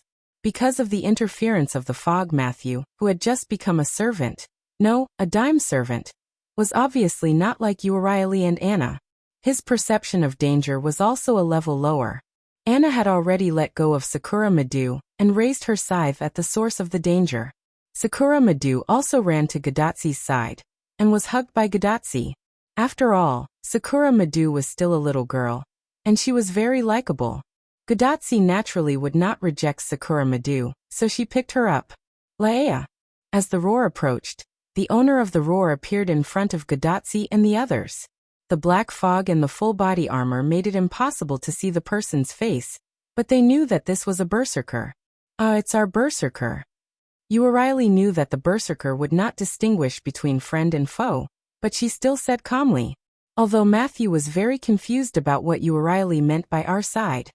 Now was not the time to ask questions. Sister, can you fight with us? Anna looked at Uraili, who was sitting on the ground in an elegant posture. Of course, Mashu and Godatsu also agreed to the idea of increasing their combat power. No. Uraili said straightforwardly. Looking at Matthew and Godatsu, who immediately showed regret, Uraili continued. It's not that I don't want to help you, but that man is afraid that I won't be honest, so he has already set a restraint on me. With that said, Uraili raised her hand with a bracelet. Above this pair of beautiful and charming jade hands, several silver-white chains with golden light were wrapped around it. Chains. Godatsu said, looking at the silver-white chains in confusion. She didn't notice it before. Matthew was also puzzled. Obviously, neither of them noticed it. Perhaps only Anna, who caught Uraili before, noticed it. The extraordinarily beautiful chains and the beautiful girl accompanied by her smile made her even more beautiful and seductive. It didn't feel out of place at all, which was why Matthew and Godatsu didn't notice it. This chain has the ability to restrain the mana and divine power in my body. Also, I was injured by that man's noble artifact earlier, so I don't even have the strength to stand up now. This was also the reason why Yuri and Ellie had been sitting there without standing up. Besides, you can't defeat him alone. Hurry up and run for your lives. After all, Wuxia and the Black Berserker were considered to be on the same side, and he wasn't weak at all. When Anna decided to kill Wuxia and Stheno, the two of them felt that Anna would definitely be able to do it. That was because that was how myths and legends worked. This was how heroic spirit legends worked. The evil dragon was destined to be unable to defeat the dragon slayer, and the pure girl couldn't resist her younger sister who killed and devoured her in order to protect her. That was the tragedy and law of the followers. Therefore, judging from the strength of Anna and Matthew, it was unlikely that they would be able to defeat this berserker. I won't leave. I won't abandon my sister and leave. I'll protect my sister this time. It was ironic that the pursuer no longer chased after them. The rebels who had made up their minds to kill the pursuer changed their mind and chose to protect the pursuer instead. Fate is often so ****************. Get used to it. Us too. Although you've been chasing after us, it was a misunderstanding. Since you're Ms. Anna's sister, we won't abandon you.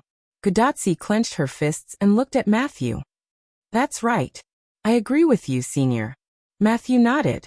It had to be said that Matthew, who had just become a subservient, and Gudatsi, who had just entered the world of magicians, had a very high sense of justice. However, Wuxia was helpless against Anna, Matthew, and Gudatsi's opinions. You guys are really... Wuxia shook her head helplessly. Then, before Wuxia finished her sentence, Anna dashed toward Berserker. Laea. Berserker bellowed at the sight of his enemy, charging toward him. He raised the blackened electric pole in his hand and charged toward Anna. Got to say, Wuxia was indeed a goddess. Her analysis was spot on. Anna was indeed no match for Berserker. Bam! In just a single exchange, Anna was sent flying by Berserker. Mashu. Gudatsi saw that his ally was sent flying, so he quickly shouted at Mashu. Yes. Senior. Although the two hadn't known each other for a long time, Matthew and Gudatsi fell in love at first sight. Ahem, they cooperated very well. Matthew naturally understood what Gudatsi meant. In an instant, Matthew dashed toward Berserker with his shield. Berserker didn't know why, but after seeing Mashu, he was stunned and stood there in a daze. Bam! Boom! Berserker was accidentally knocked away by Matthew and fell to the ground with a loud thud. That's right, accidentally. Matthew, Gudatsi, Wuxia, and Anna, who was sent flying by Berserker, were also stunned. It couldn't be helped. Such a powerful enemy was sent flying by Matthew's shield bash. Anna wondered how she had been sent flying just now. Matthew, you're so powerful! Gudatsi exclaimed. When they first came to this world, Gudatsi and Matthew only encountered skeletons and the like. However, because Matthew was a servant, it was easy for him to deal with skeletons. Therefore, Gudatsi felt that Matthew was very powerful at that time. Later, when Gudatsi praised Matthew, Matthew said that those skeletons were just weak soldiers. He was actually very weak, but he encountered a weaker opponent. This made Gudatsi feel a little helpless. Although it didn't mean that she hated Matthew, Gudatsi was still a little depressed when she learned the truth. However, there was one sentence that Gudatsi remembered very clearly and was very touched. I am Senior's servant, and I will always protect Senior. Matthew's sentence moved Gudatsi quite a bit. Then the two fell in love at first sight. Ahem. Their relationship became more harmonious.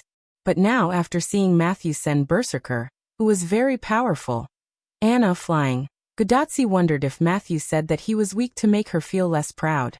Then, while everyone was still in a daze, Berserker, who was sent flying, got up again and rushed to Matthew's side. That's right. For some reason, Berserker did not attack Matthew. Instead, he attacked the others. Other than Matthew, the one who was closest to Berserker was Wuxia, who could not move freely. Berserker rushed to Wuxia and raised the electric pole that had been transformed into a noble artifact. Sister. Anna, who got up again, screamed in shock. Boom!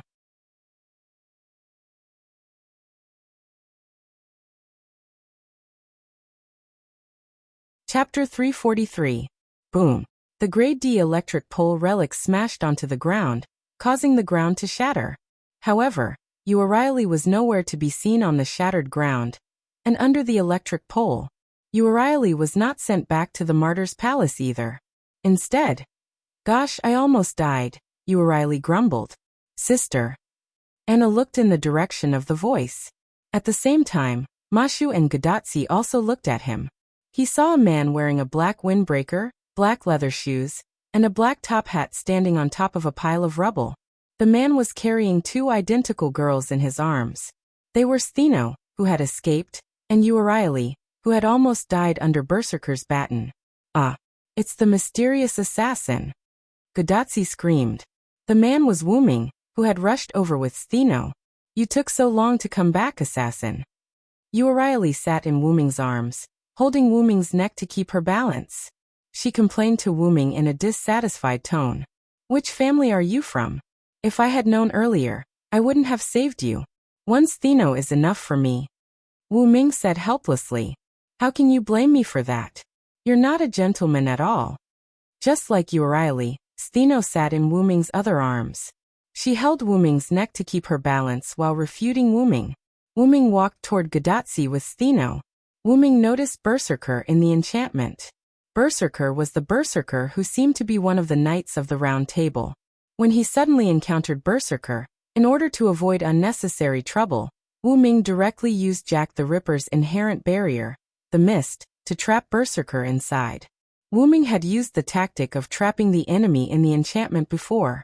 Wuming had set up a large number of magic formations in the enchantment. After bringing Angelica and Beatrice into the enchantment, Wuming retreated. Wuming could have chosen not to enter the enchantment, but he had to say a few words to them. Although the caster of the enchantment was neither scientific nor magical, Wuming had such an ability. After all, Wuming was the root dragon. The adaptability of time and space was reflected here. The enchantment was like a flexible Rubik's Cube in Wuming's hand. Wuming could arrange the enchantment in various ways. After that, Wuming took Olga and Marie away from there, and went to a small shop not far away. Wuming left some mana in the enchantment, which was enough to support Wuming and the others. The enchantment disappeared, and Berserker was released. After that, Wuming encountered Gadotsi and the others, as well as Stheno and O'Reilly who were chasing them. After using his noble phantasm Maria Ripper, and the enchantment noble phantasm the Dark Mist, Gadotsi, Stheno, and O'Reilly were transferred to the enchantment. At that time, Berserker, who was trapped in the Dark Mist, had not been released yet. When Wuming chased Stheno, he also checked Berserker's location and found that he was quite far away from Wuming, so he was relieved to play with Stheno. But after a while, Berserker seemed to have sensed a trace of aura coming from the barrier, and it began to go berserk. Wuming could sense that Berserker was running around in the enchantment. And just when Wuming and Stheno were on their way back to Gadotsi and the others, Wuming sensed that Berserker was approaching Gadotsi and the others. After all, the Dark Mist was about the size of London City. Although it was not small, it was not that big either. It could only be said that Berserker was very lucky to have found the location of Gadotsi and the others.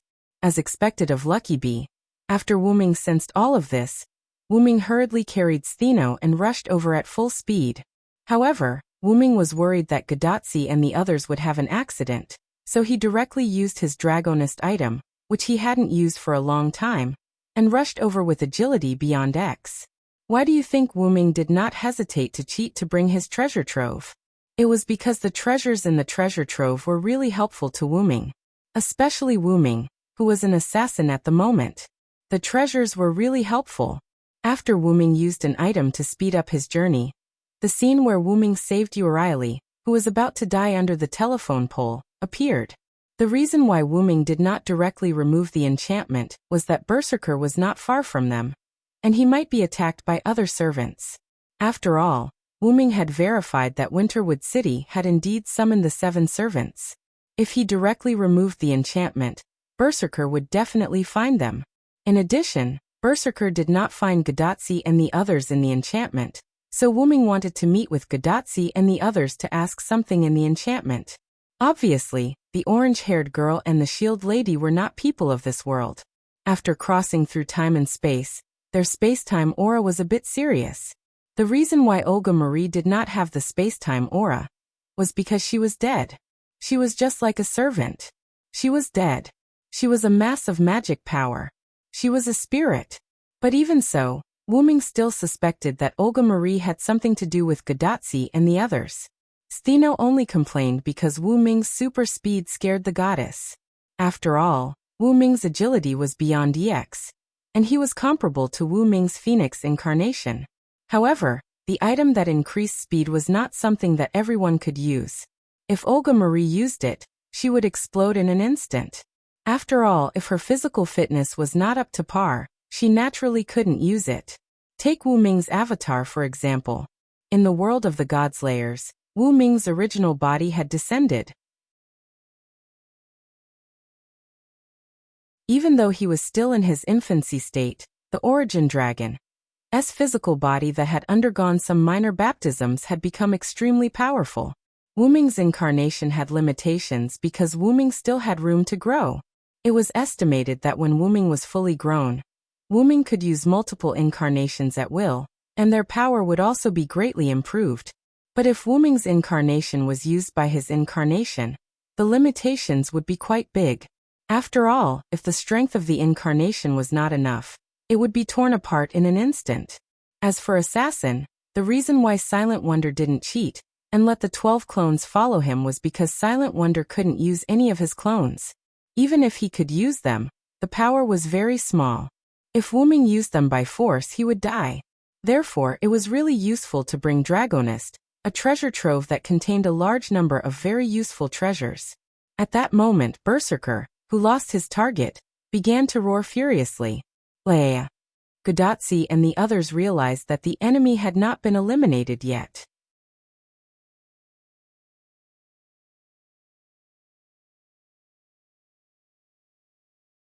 Chapter 344. Gadotsi, Matthew, and Anna tensed up when they heard Berserker's roar. Wu Ming, Stheno, and Urieli, who were in his arms, weren't nervous at all. Stheno and Urieli were goddesses, so they didn't feel anything from a mere berserker. Even when Urieli almost died under Berserker's stick, she didn't react at all. She was still chatting happily with Wu Ming and Stheno. Wu Ming, on the other hand, wasn't afraid at all. Wu Ming had been through a lot, so a mere berserker wasn't enough to scare him. Wu Ming wasn't scared at all. Besides, Wu Ming only used the dark mist to trap Berserker because Olga Marie was there. There were many ways to deal with Berserker, but it would be a waste of time to fight Berserker. After all, this city was filled with danger. Olga Marie might already be in danger outside. Berserker was Wu Ming's half-master after all. It was better to deal with him as soon as possible. Just as Berserker was about to charge at Wu Ming and the others, especially Wu Ming, Berserker realized that his movements were sluggish as if he had fallen into a bottomless swamp. Berserker is indeed Berserker. You didn't even notice the trap I set under your feet? Wu Ming shook his head in boredom. At that moment, a few stones around Berserker lit up. Simple and mysterious runes could be seen on the stones. That's right, they were Lune runes. These stones were rune stones. Just like Rin Enbin and Luvia's gem magic, these rune stones had the same effect. Gem magic was to store spells and magic power in gems in advance, and then use them directly when needed. Magicians needed spells and magic power to cast magic, but because the spells and magic power needed to be used were all stored in gems, the use of gem magic was only to release the gems that stored the spells and magic power. Releasing the gems only required a small amount of mana, so gem magic was very practical. However, since the gems used for gem magic were single use, it was mostly used by nobles. Of course, Rin Enbin didn't look like a noble anymore, but she was telling the truth when she said that she was down and out. As for the rune, it was engraved on the stone in advance. When it was used, it only needed to be released. However, the rune was extremely powerful. Although it wasn't in terms of attack, it was extremely powerful in other aspects. Therefore, the stone made of the rune could be said to be extremely precious. At this moment, The stones that trapped Berserker were engraved with large amounts of Lune runes that had the effect of slowing and suppressing. Just one stone was enough to cause an obvious effect. At this moment, dozens of Lune runes lit up around Berserker.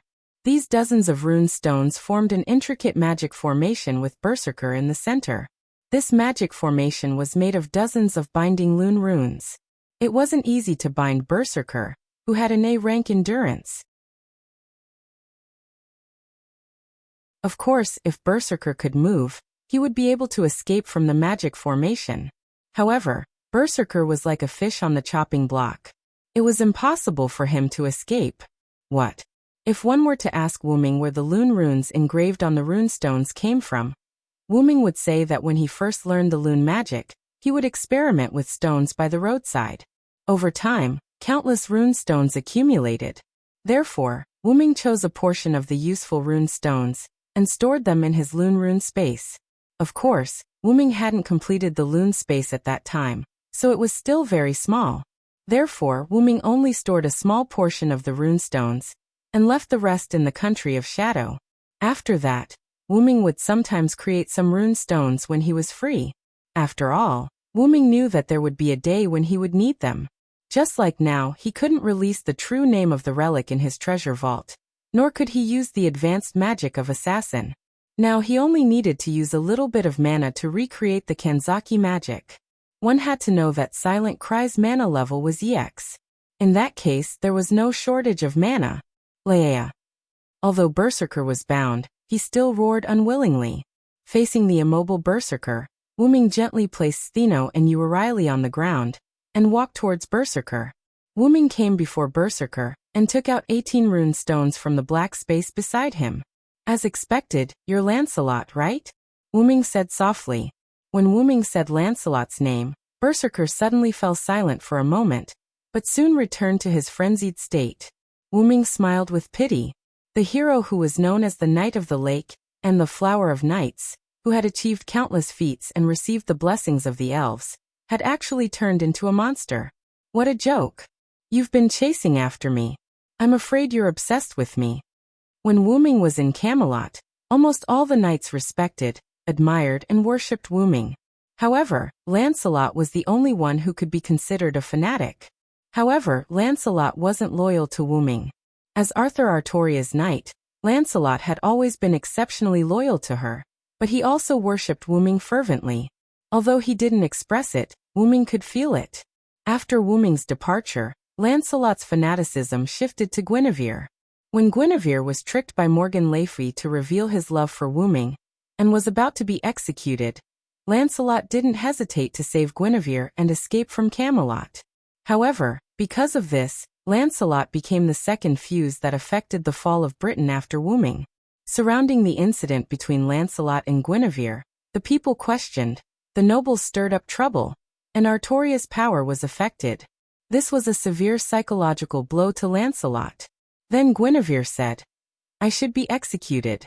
It's not only a release but also a way to lighten the king's burden. After that, Lancelot sent Guinevere back. After that, Artoria successfully exiled Guinevere and saved his life. Lancelot had always been obsessed with Wuming, which was why he kept chasing after Wuming. Not only that, but turning the electric pole into a noble relic and disguising his appearance were also very similar to Lancelot's experience. Defeating the enemy with a tree branch and completing the heroic feat of hiding his identity. Wuming guessed that these two things could be upgraded to noble relic or skill. All these signs were very clear. Coupled with Wuming's probing, Wuming was now very sure that Berserker was Lancelot. I didn't expect to meet you here, Lancelot. How sad. Wuming slowly placed the 18 rune stones around Lancelot and chatted with him. Leia. Lancelot screamed miserably. I know you have a lot to say to me, but let's wait until next time. Compared to Berserker, I think Saber is more suitable for you. After placing the 18 Lune runes on the stones, Wuming turned around and left. At this moment, Lancelot seemed to have calmed down. He stiffly performed a knight salute to Wuming. Octagodin. A magic spell that was comparable to a city's noble phantasm was released. In an instant, a violent explosion came from behind Wu Ming. The flames and smoke of the explosion were more than 10 meters high, but it did not burn Wu Ming and the others at all. Goodbye, Lancelot.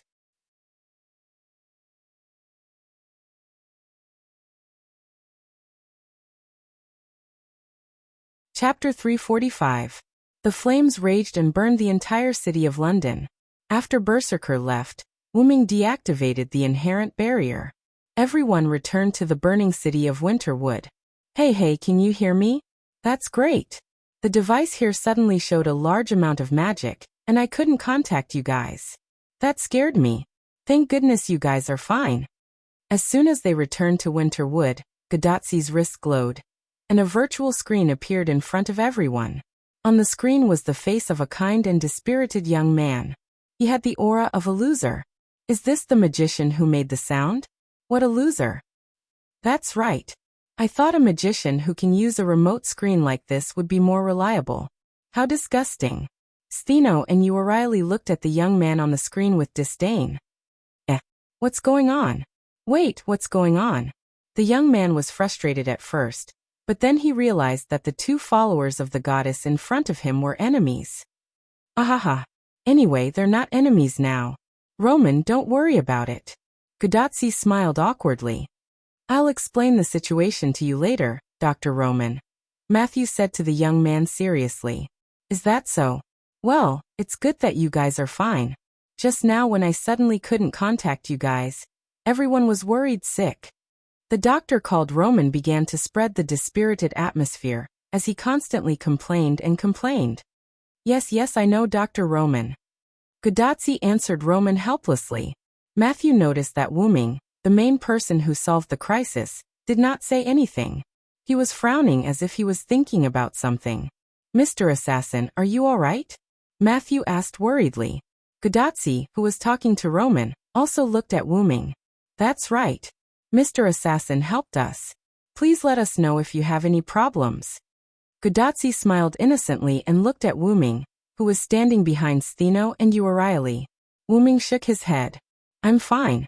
I just want to ask you guys something. Ask us? Godatzi and Matthew looked at each other in confusion.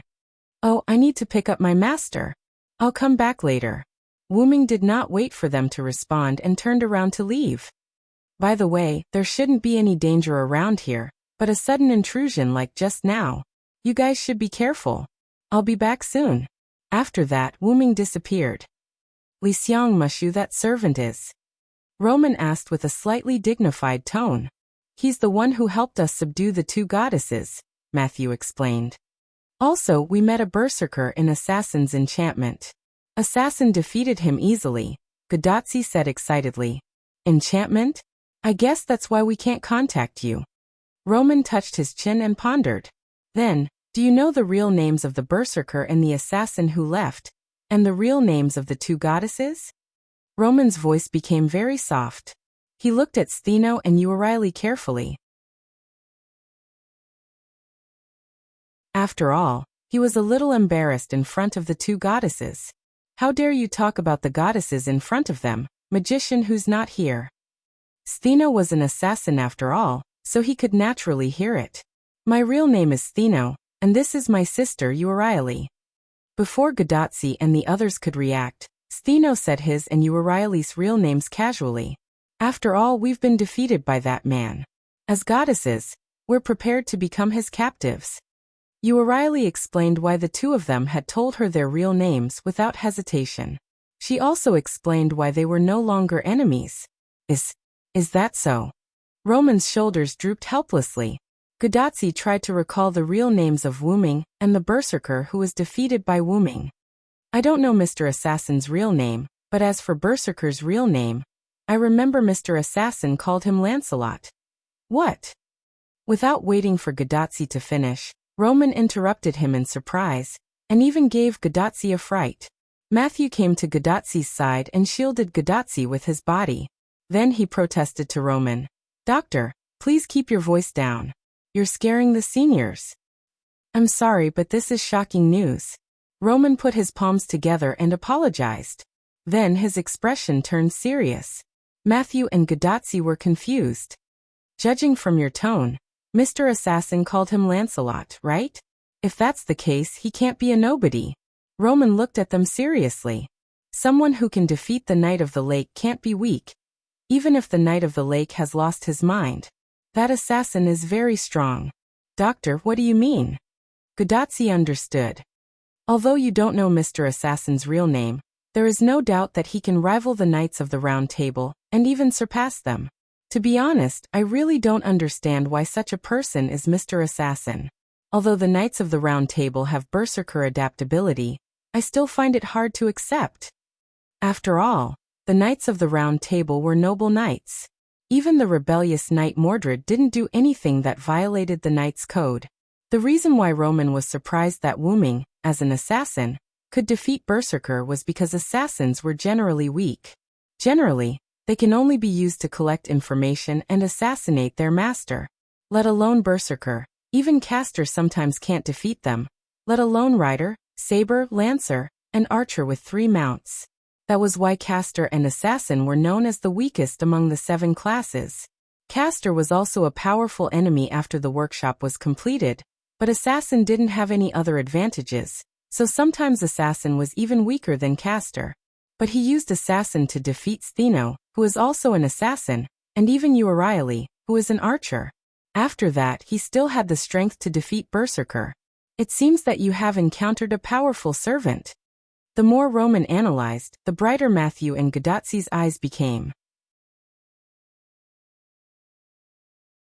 Stheno and Euryale kept smiling as they watched the 3 of them talking. They didn't interrupt. After all, they knew Wu Ming's identity, so they wouldn't be too surprised by some things.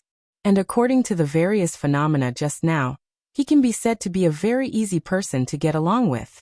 If his master agrees, you can cooperate with them to solve the mutation of Singularity F. If he didn't have a master, I would have asked Tachika to sign a contract with him. With him, I won't worry about your safety anymore. Roman looked regretful.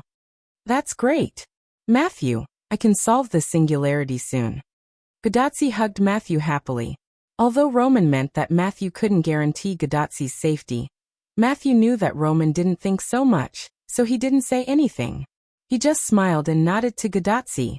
Matthew, Tachika Fujimaru. Suddenly, a familiar voice came to Godazzi and others.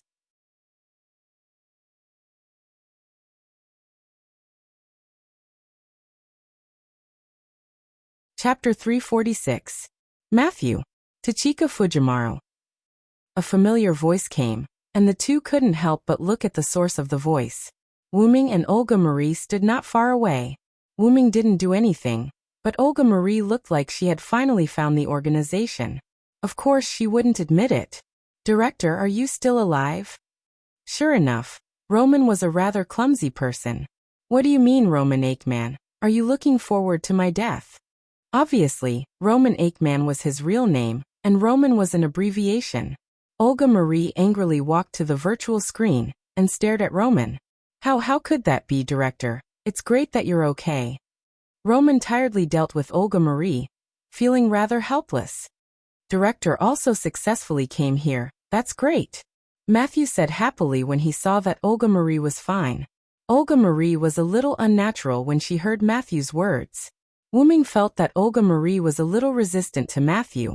Or more accurately, she felt guilty. Seems like there's a story. Wu Ming thought carefully. That's great, Director is also fine.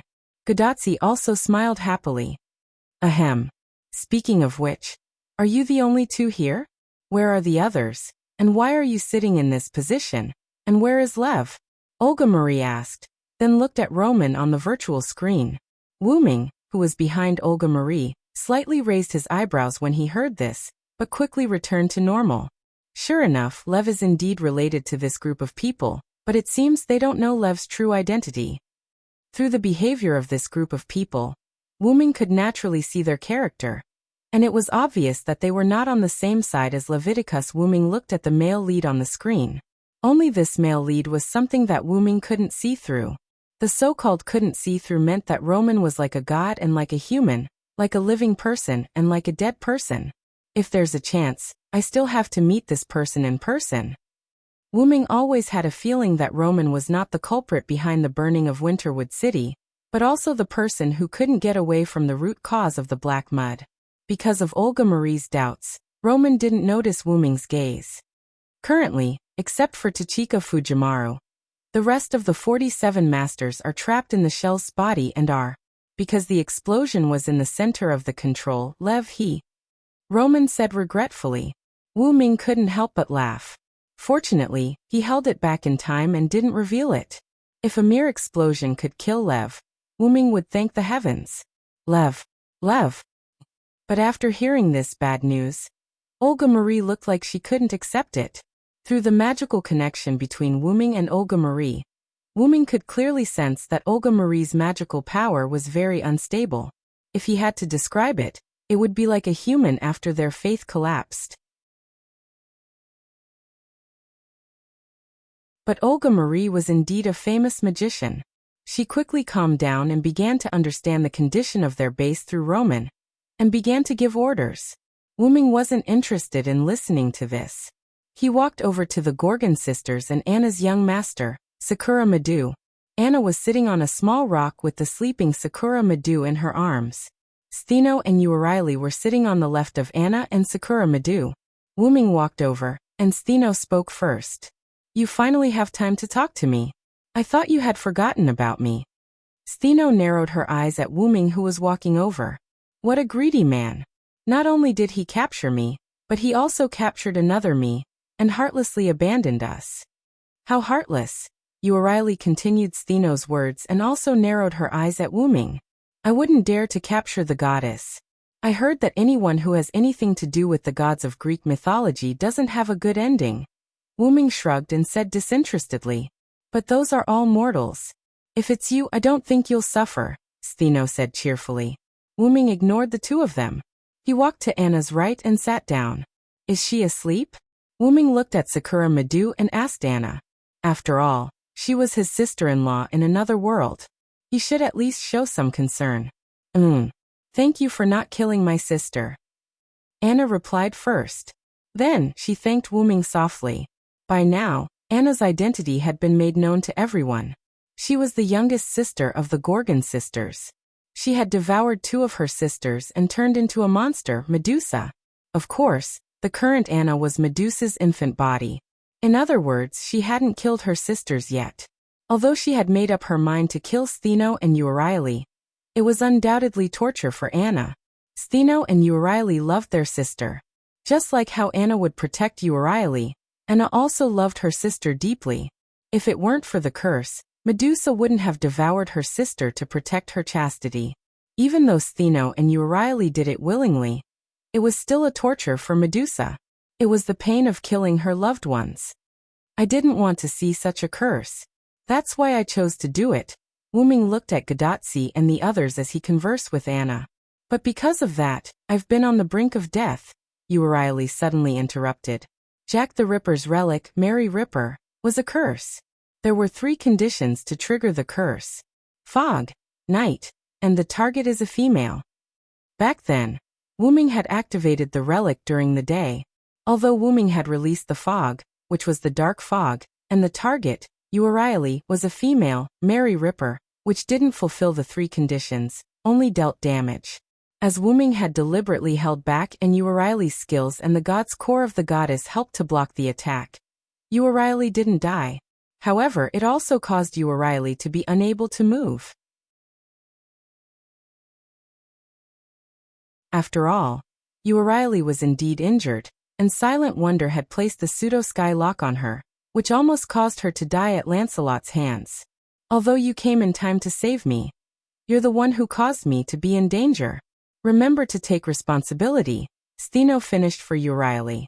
Help me protect my beloved sister, the two of them said in unison.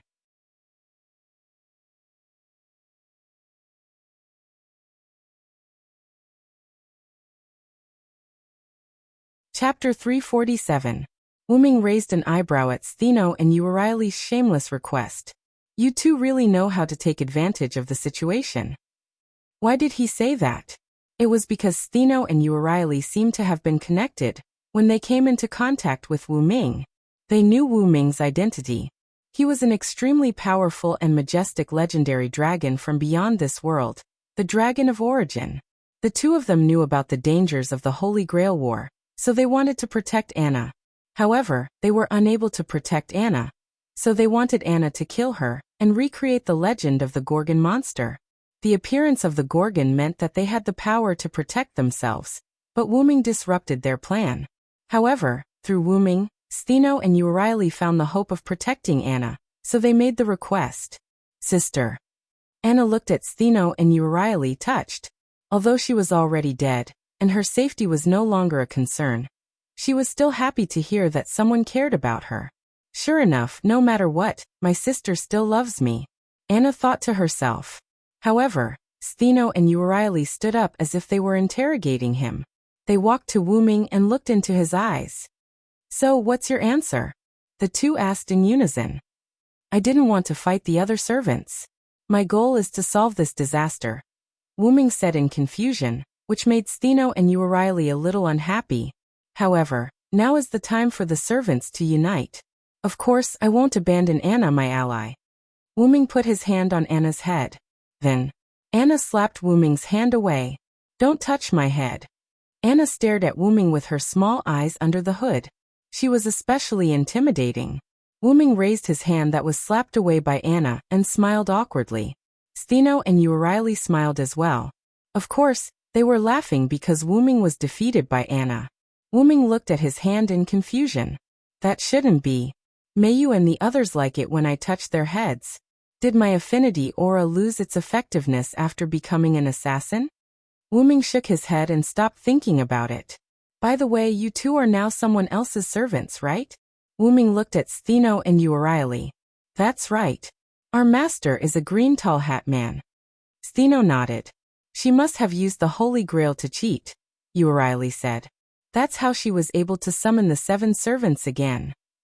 And it doesn't exclude the possibility that he can continue to summon servants. Wu Ming nodded. Stheno was right. After all, Wu Ming did not feel that Lev was a human being. Since he could maintain the contract of 8 servants, including Artoria, he was definitely not an ordinary person. However, it did not exclude the possibility that Lev had placed the contract on Artoria's heart, which was the Holy Grail. You wrapped this chain around me to prevent my master from using the command incantation, right? Euryale raised her small hand. The silver-white chain with golden light decorated her like a priceless accessory. I have one too. Is this a slave's chain? Stheno also raised his wrist, and said with a wicked smile. Although it's a simplified version of Enkidu, it's still a divine weapon. It's still effective against gods, Wu Ming explained. Although I wanted to kill you to be safe, I still had some questions to ask you, so I kept you two alive. Now it seems that you two are really a burden, Wu Ming said with disdain. Don't talk about my sister like that.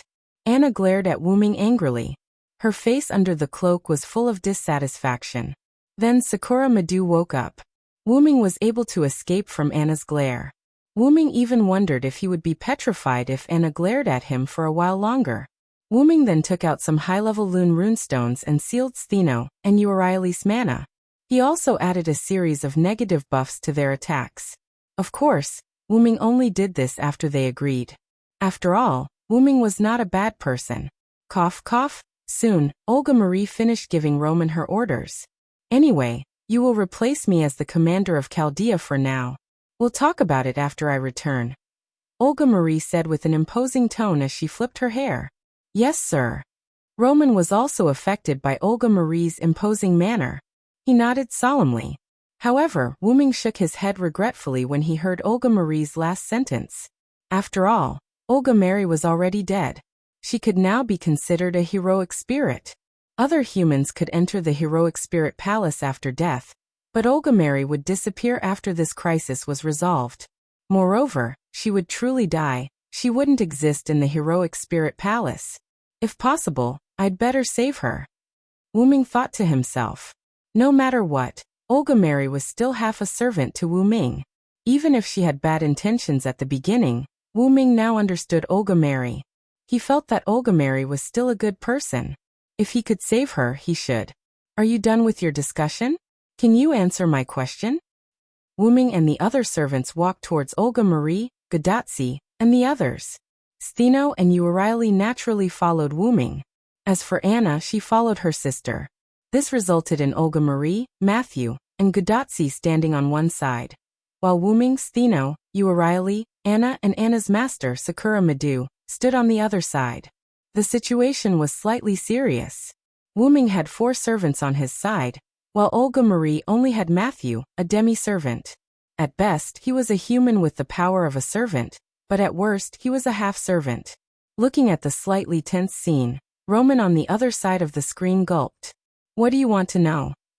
Olga Marie calmly looked at Wu Ming, her nominal servant. Please tell me where you came from and your intentions. I will judge whether you can get our help based on your answers. Wu Ming looked into Olga Marie's eyes.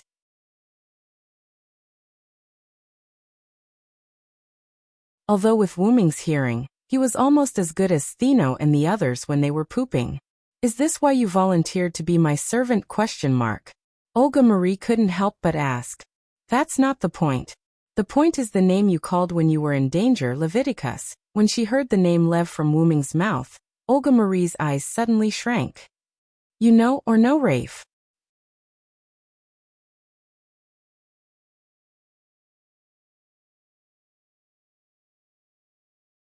Chapter 348. Then, Wu Ming told them about his exploration of the Yuanzhong mountain, where he met Saber, and a man in a green tall hat, who called himself Rafe Lenore Floros. He killed Saber's master and put the Holy Grail into Saber's heart in an unknown way, and according to Rafe, he received the king's order to exterminate the human race. Then, when I wanted to attack Rafe, Saber used the Holy Grail to activate the noble phantasm, and I was blown away. Steno and the other 7 servants were summoned after I was blown away. Wu Ming's words made Olga Marie, Gadotsi, Matthew, and Roman show an expression of disbelief. That man gave us the order to destroy all the creatures in this city, but I always feel that he wanted to get rid of this man. Steno looked at Wu Ming, and it was obvious that this man was Wu Ming. In short, I always feel that this Rafe should be the Rafe that you said has been sacrificed. That's why I followed you, Olga Marie. Wu Ming finished and waited quietly. After all, Olga Marie and the others needed time to digest. It's unbelievable. Professor Rafe actually. Roman on the other side of the screen said with a somewhat dull voice. Professor Rafe gave me a pretty good impression. Gadotsi scratched the back of her head. Well, Professor Rafe is very popular in Chaldea. I didn't expect. Matthew's eyes dimmed. I don't allow you to insult Rafe. Suddenly, Olga Marie roared and interrupted them. Rafe is dead. Even if he is still alive, Rafe would not want to destroy the human race. Although Olga Marie was shocked, she didn't waver because of soundless one-sided words. Let's not talk about the fact that Rafe was at the center of the explosion in the control room. It's impossible for him to survive. Furthermore, even if Rafe is still alive, he has no reason to destroy human beings like you said, Olga Marie argued. So, I don't believe what you said. I don't think Rafe would do such a thing. In the end, Olga Marie stared at Wu Ming's eyes, quite like an angry little female cat. Wu Ming shook his head with a smile. He knew that this would be the result. When facing danger, her first reaction was to ask Rafe for help. It seemed that Olga Marie really relied on Rafe. People's hearts are unpredictable. Although Rafe is a kind and reliable person in your eyes, you are too dependent on him and ignored his negative side. What if he is pretending? Wu Ming began to preach to Marie. You. Olga Marie glared at Wu Ming. However, Wu Ming interrupted Olga Marie, who was about to say something. And weren't you in the center of the explosion center? Wu Ming's words were like a sharp thorn that pierced the hearts of the Chaldeans. Yes, why was the director in the center of the explosion alive? Since there was already an example, it was not unacceptable that Rafe, who was in the center of the explosion, was still alive. Moreover, if the explosion was arranged by Rafe, it's not strange that he is alive. Wu Ming's words were very heavy. This sentence, like a sharper thorn, pierced everyone's heart. Now Gadotsi and Matthew were completely confused. On the other hand, Roman had a thoughtful look on his face. But Olga Marie still didn't believe, and wanted to refute Wu Ming's words. Well, it's also possible that someone pretended to be Rafe, first to frame him, and second to deceive people. Wu Ming's tone was light. He shrugged his shoulders and waved to the crowd. In an instant, the original atmosphere was like a balloon, burst by Wu Ming's words. Everything is possible. Ha ha ha ha. Wu Ming laughed. The nervous crowd suddenly relaxed. Assassin. Then Olga Marie, who felt like she had been played, was furious again. Ha ha. Looking at the arrogant Olga Marie angry, Wu Ming couldn't help but laugh. Gudatsi, Matthew, and Roman were relieved. Assassin is right. It's also possible that someone used the image of the dead Professor Rafe to do evil. Matthew said righteously. And you still have the task to solve the singularity, and according to Assassin, this singularity was caused by the guy who pretended to be Rafe. Roman continued Matthew's words. Then we are bound to confront the fake. Damn it. How dare he pretend to be Rafe? I must teach him a lesson. Olga Marie also calmed down, but they still talked about the guy who pretended to be Rafe. Then everyone, let's work hard together. Gudatsi clenched her fists and encouraged everyone with a smile. Of course there's no problem with Assassin. But you, sleepyhead, just don't make trouble. Olga Marie crossed her arms and looked at Gudatsi with disdain. After all, Wu Ming was still Olga Marie's follower. Even if there were doubts and distrust between the two sides, Olga Marie was relieved that they could talk like this. It's good to be motivated, but usually such a team of heroes will be wiped out in the end. Stheno smiled and looked at Gudatsi and the others. Stheno and Uriley didn't speak before because they knew how to read people's expressions. As for Anna and Sakura Madu, they were the kind of people who didn't talk much. Now that everyone had left the oppressive atmosphere, Stheno couldn't help but mock them. The goddess who has lost her ability to fight should take care of herself. Olga Marie was indeed arrogant and dared to confront the goddess. Director, she's a goddess, please be a little more polite. Gudatsi whispered in Olga Marie's ear. Miss Stheno too, please calm down. Matthew also tried to calm them down. Seeing how energetic they were, Wu Ming also calmed down. Wu Ming didn't think that Rafe Lionel Floros was a fake. Wu Ming said that someone might be pretending to be Rafe because he wanted to take care of his temporary master's feelings. Rafe's tone when he introduced himself didn't sound like an imposter at all. Wu Ming used his omnipotent senses to confirm that this was the real Rafe, and not an imposter.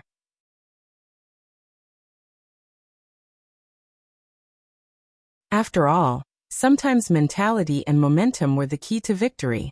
So it's time to answer my question. Wu Ming suddenly asked. Everyone just remembered that the two sides were supposed to exchange information. That's true. Then I, who interrogated your master, will tell you. Olga Marie stood up.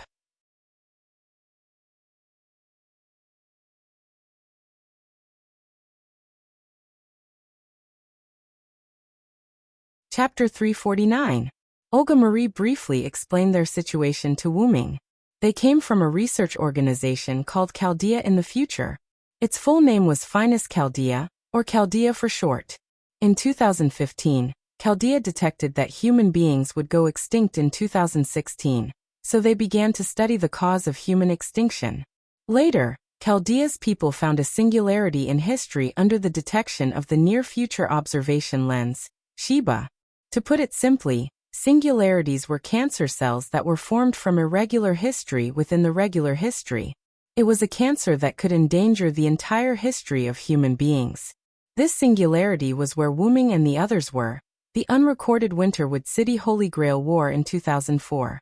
They determined that this singularity was the cancer that would make human beings go extinct in 2016. Therefore, they used Chaldea's device that could send masters through time and space, and prepared to send 48 magicians with ray-shift adaptability and master performance to this era to solve this singularity. However, for unknown reasons, when the 47 masters were preparing to be sent, Chaldea was hit by an explosion. Most of the facilities were damaged, and the survivors were less than 20 people except for the 47 frozen masters. The reason why 47 people were frozen was because Gudatsi, the master, dozed off during a meeting and was kicked out by Olga Marie. It had to be said that Gudatsi was really lucky. Then, when Gadotsi wanted to save Matthew, she was trapped in the central control room. Originally a human, Matthew was summoned by Chaldea and bestowed with power when he was on the verge of death. Then the Rayshift automatically selected masters, and Gadotsi and her servant, Matthew, were brought to this world. As for the rest, Wuming knew most of it, so Wuming stopped Olga Marie, who still wanted to continue speaking. I understand the general situation. In short, you need to solve this singularity, and let history return to the right path, right? Yes, that's true, but what's the matter with your easy voice? Said Olga Marie crossly. After all, the city had summoned 14 servants, and it was very dangerous. My mission is also to protect this world from calamity. Although I'm still an assassin, I'm not that strong, but if there's a chance, I'll change my class. What? Olga Marie, Roman, Gadotsi and the others were shocked. Even Stheno Urieli and the others were shocked. The reason why servants were servants was because their spirit base was fixed and they couldn't change their class. However, Wuming actually said that he wanted to change his class, which undoubtedly surprised everyone. Well, after all, I am special. Wuming smiled. But aren't you breaking the rules? Changing your class and rank? Roman began to mutter. That's only if there's a chance. It's not that easy to change your class. Wuming shrugged. In short, let's leave here first. If we stay in the same place for a long time, it's inevitable that other servants will come to find us. Everyone nodded in agreement. After that, Roman said that if they needed help, they could contact him, and then turned off the communication. After all, Chaldea still needed him. Then Wuming, Olga Marie, Gadotsi, Matthew, Stheno Urieli, Anna, and Sakura Madhu formed a small team and embarked on the path to defeat the great demon king. Soon, Wuming and the others arrived at the villa where Wuming and Gilgamesh lived. The reason why they came here was because of Stheno's words. The other side has a servant that can kill a god. Are you sure you want to go directly to Yuanzhong Mountain? Although Olga Marie and the others had already chosen Yuanzhong Mountain as their target, because of Stheno's words, everyone had to follow Wuming. And also because of Wuming's words. I have a super first-class servant with me. In this way, Olga Marie and the others followed Wuming to the villa. In the small villa, Wuming skillfully prepared tea for everyone, and then casually sat down as if it was his own home. It seems that she's not at home. Wuming didn't find Gilgamesh in the house. Thinking about it, Gilgamesh wasn't a person who would stay idle. Perhaps she left after discovering the change. But he didn't rule out the possibility that she went to find him. With the idea of a short rest, Wuming didn't rush to leave with everyone. Gorgon's 3 sisters didn't feel uncomfortable. After all, the 3 of them were goddesses. Sakura Madhu was too young to care, and Gadotsi and the others were sitting on the sofa with a slightly strange expression. What's wrong? Wuming naturally saw their doubts, so he directly asked. Is this the house of Assassin's previous master? Matthew asked. Gadotsi and Olga Marie also nodded. After all, Wuming's move was too skillful. It felt like he was the owner of this house. If it was their master's house, it would make sense. No, this house was bought in my name, and I originally didn't have a master. Wuming calmly took a sip of tea and then said, Hey. Gadotsi, Matthew, and Olga Marie immediately yelled. I forgot to tell you this. I came here on my own initiative. If I have to say, my master should be the Great Holy Grail. Wuming calmly took another sip of tea and slowly said, Wait a minute, what's going on? Olga Marie slammed the cup on the table and looked at Wuming like she was looking at an animal. The sound of the teacup being put down scared Gadotsi and Matthew. If the teacup wasn't sturdy enough, the boiling hot tea would have spilled onto Olga Marie's hand.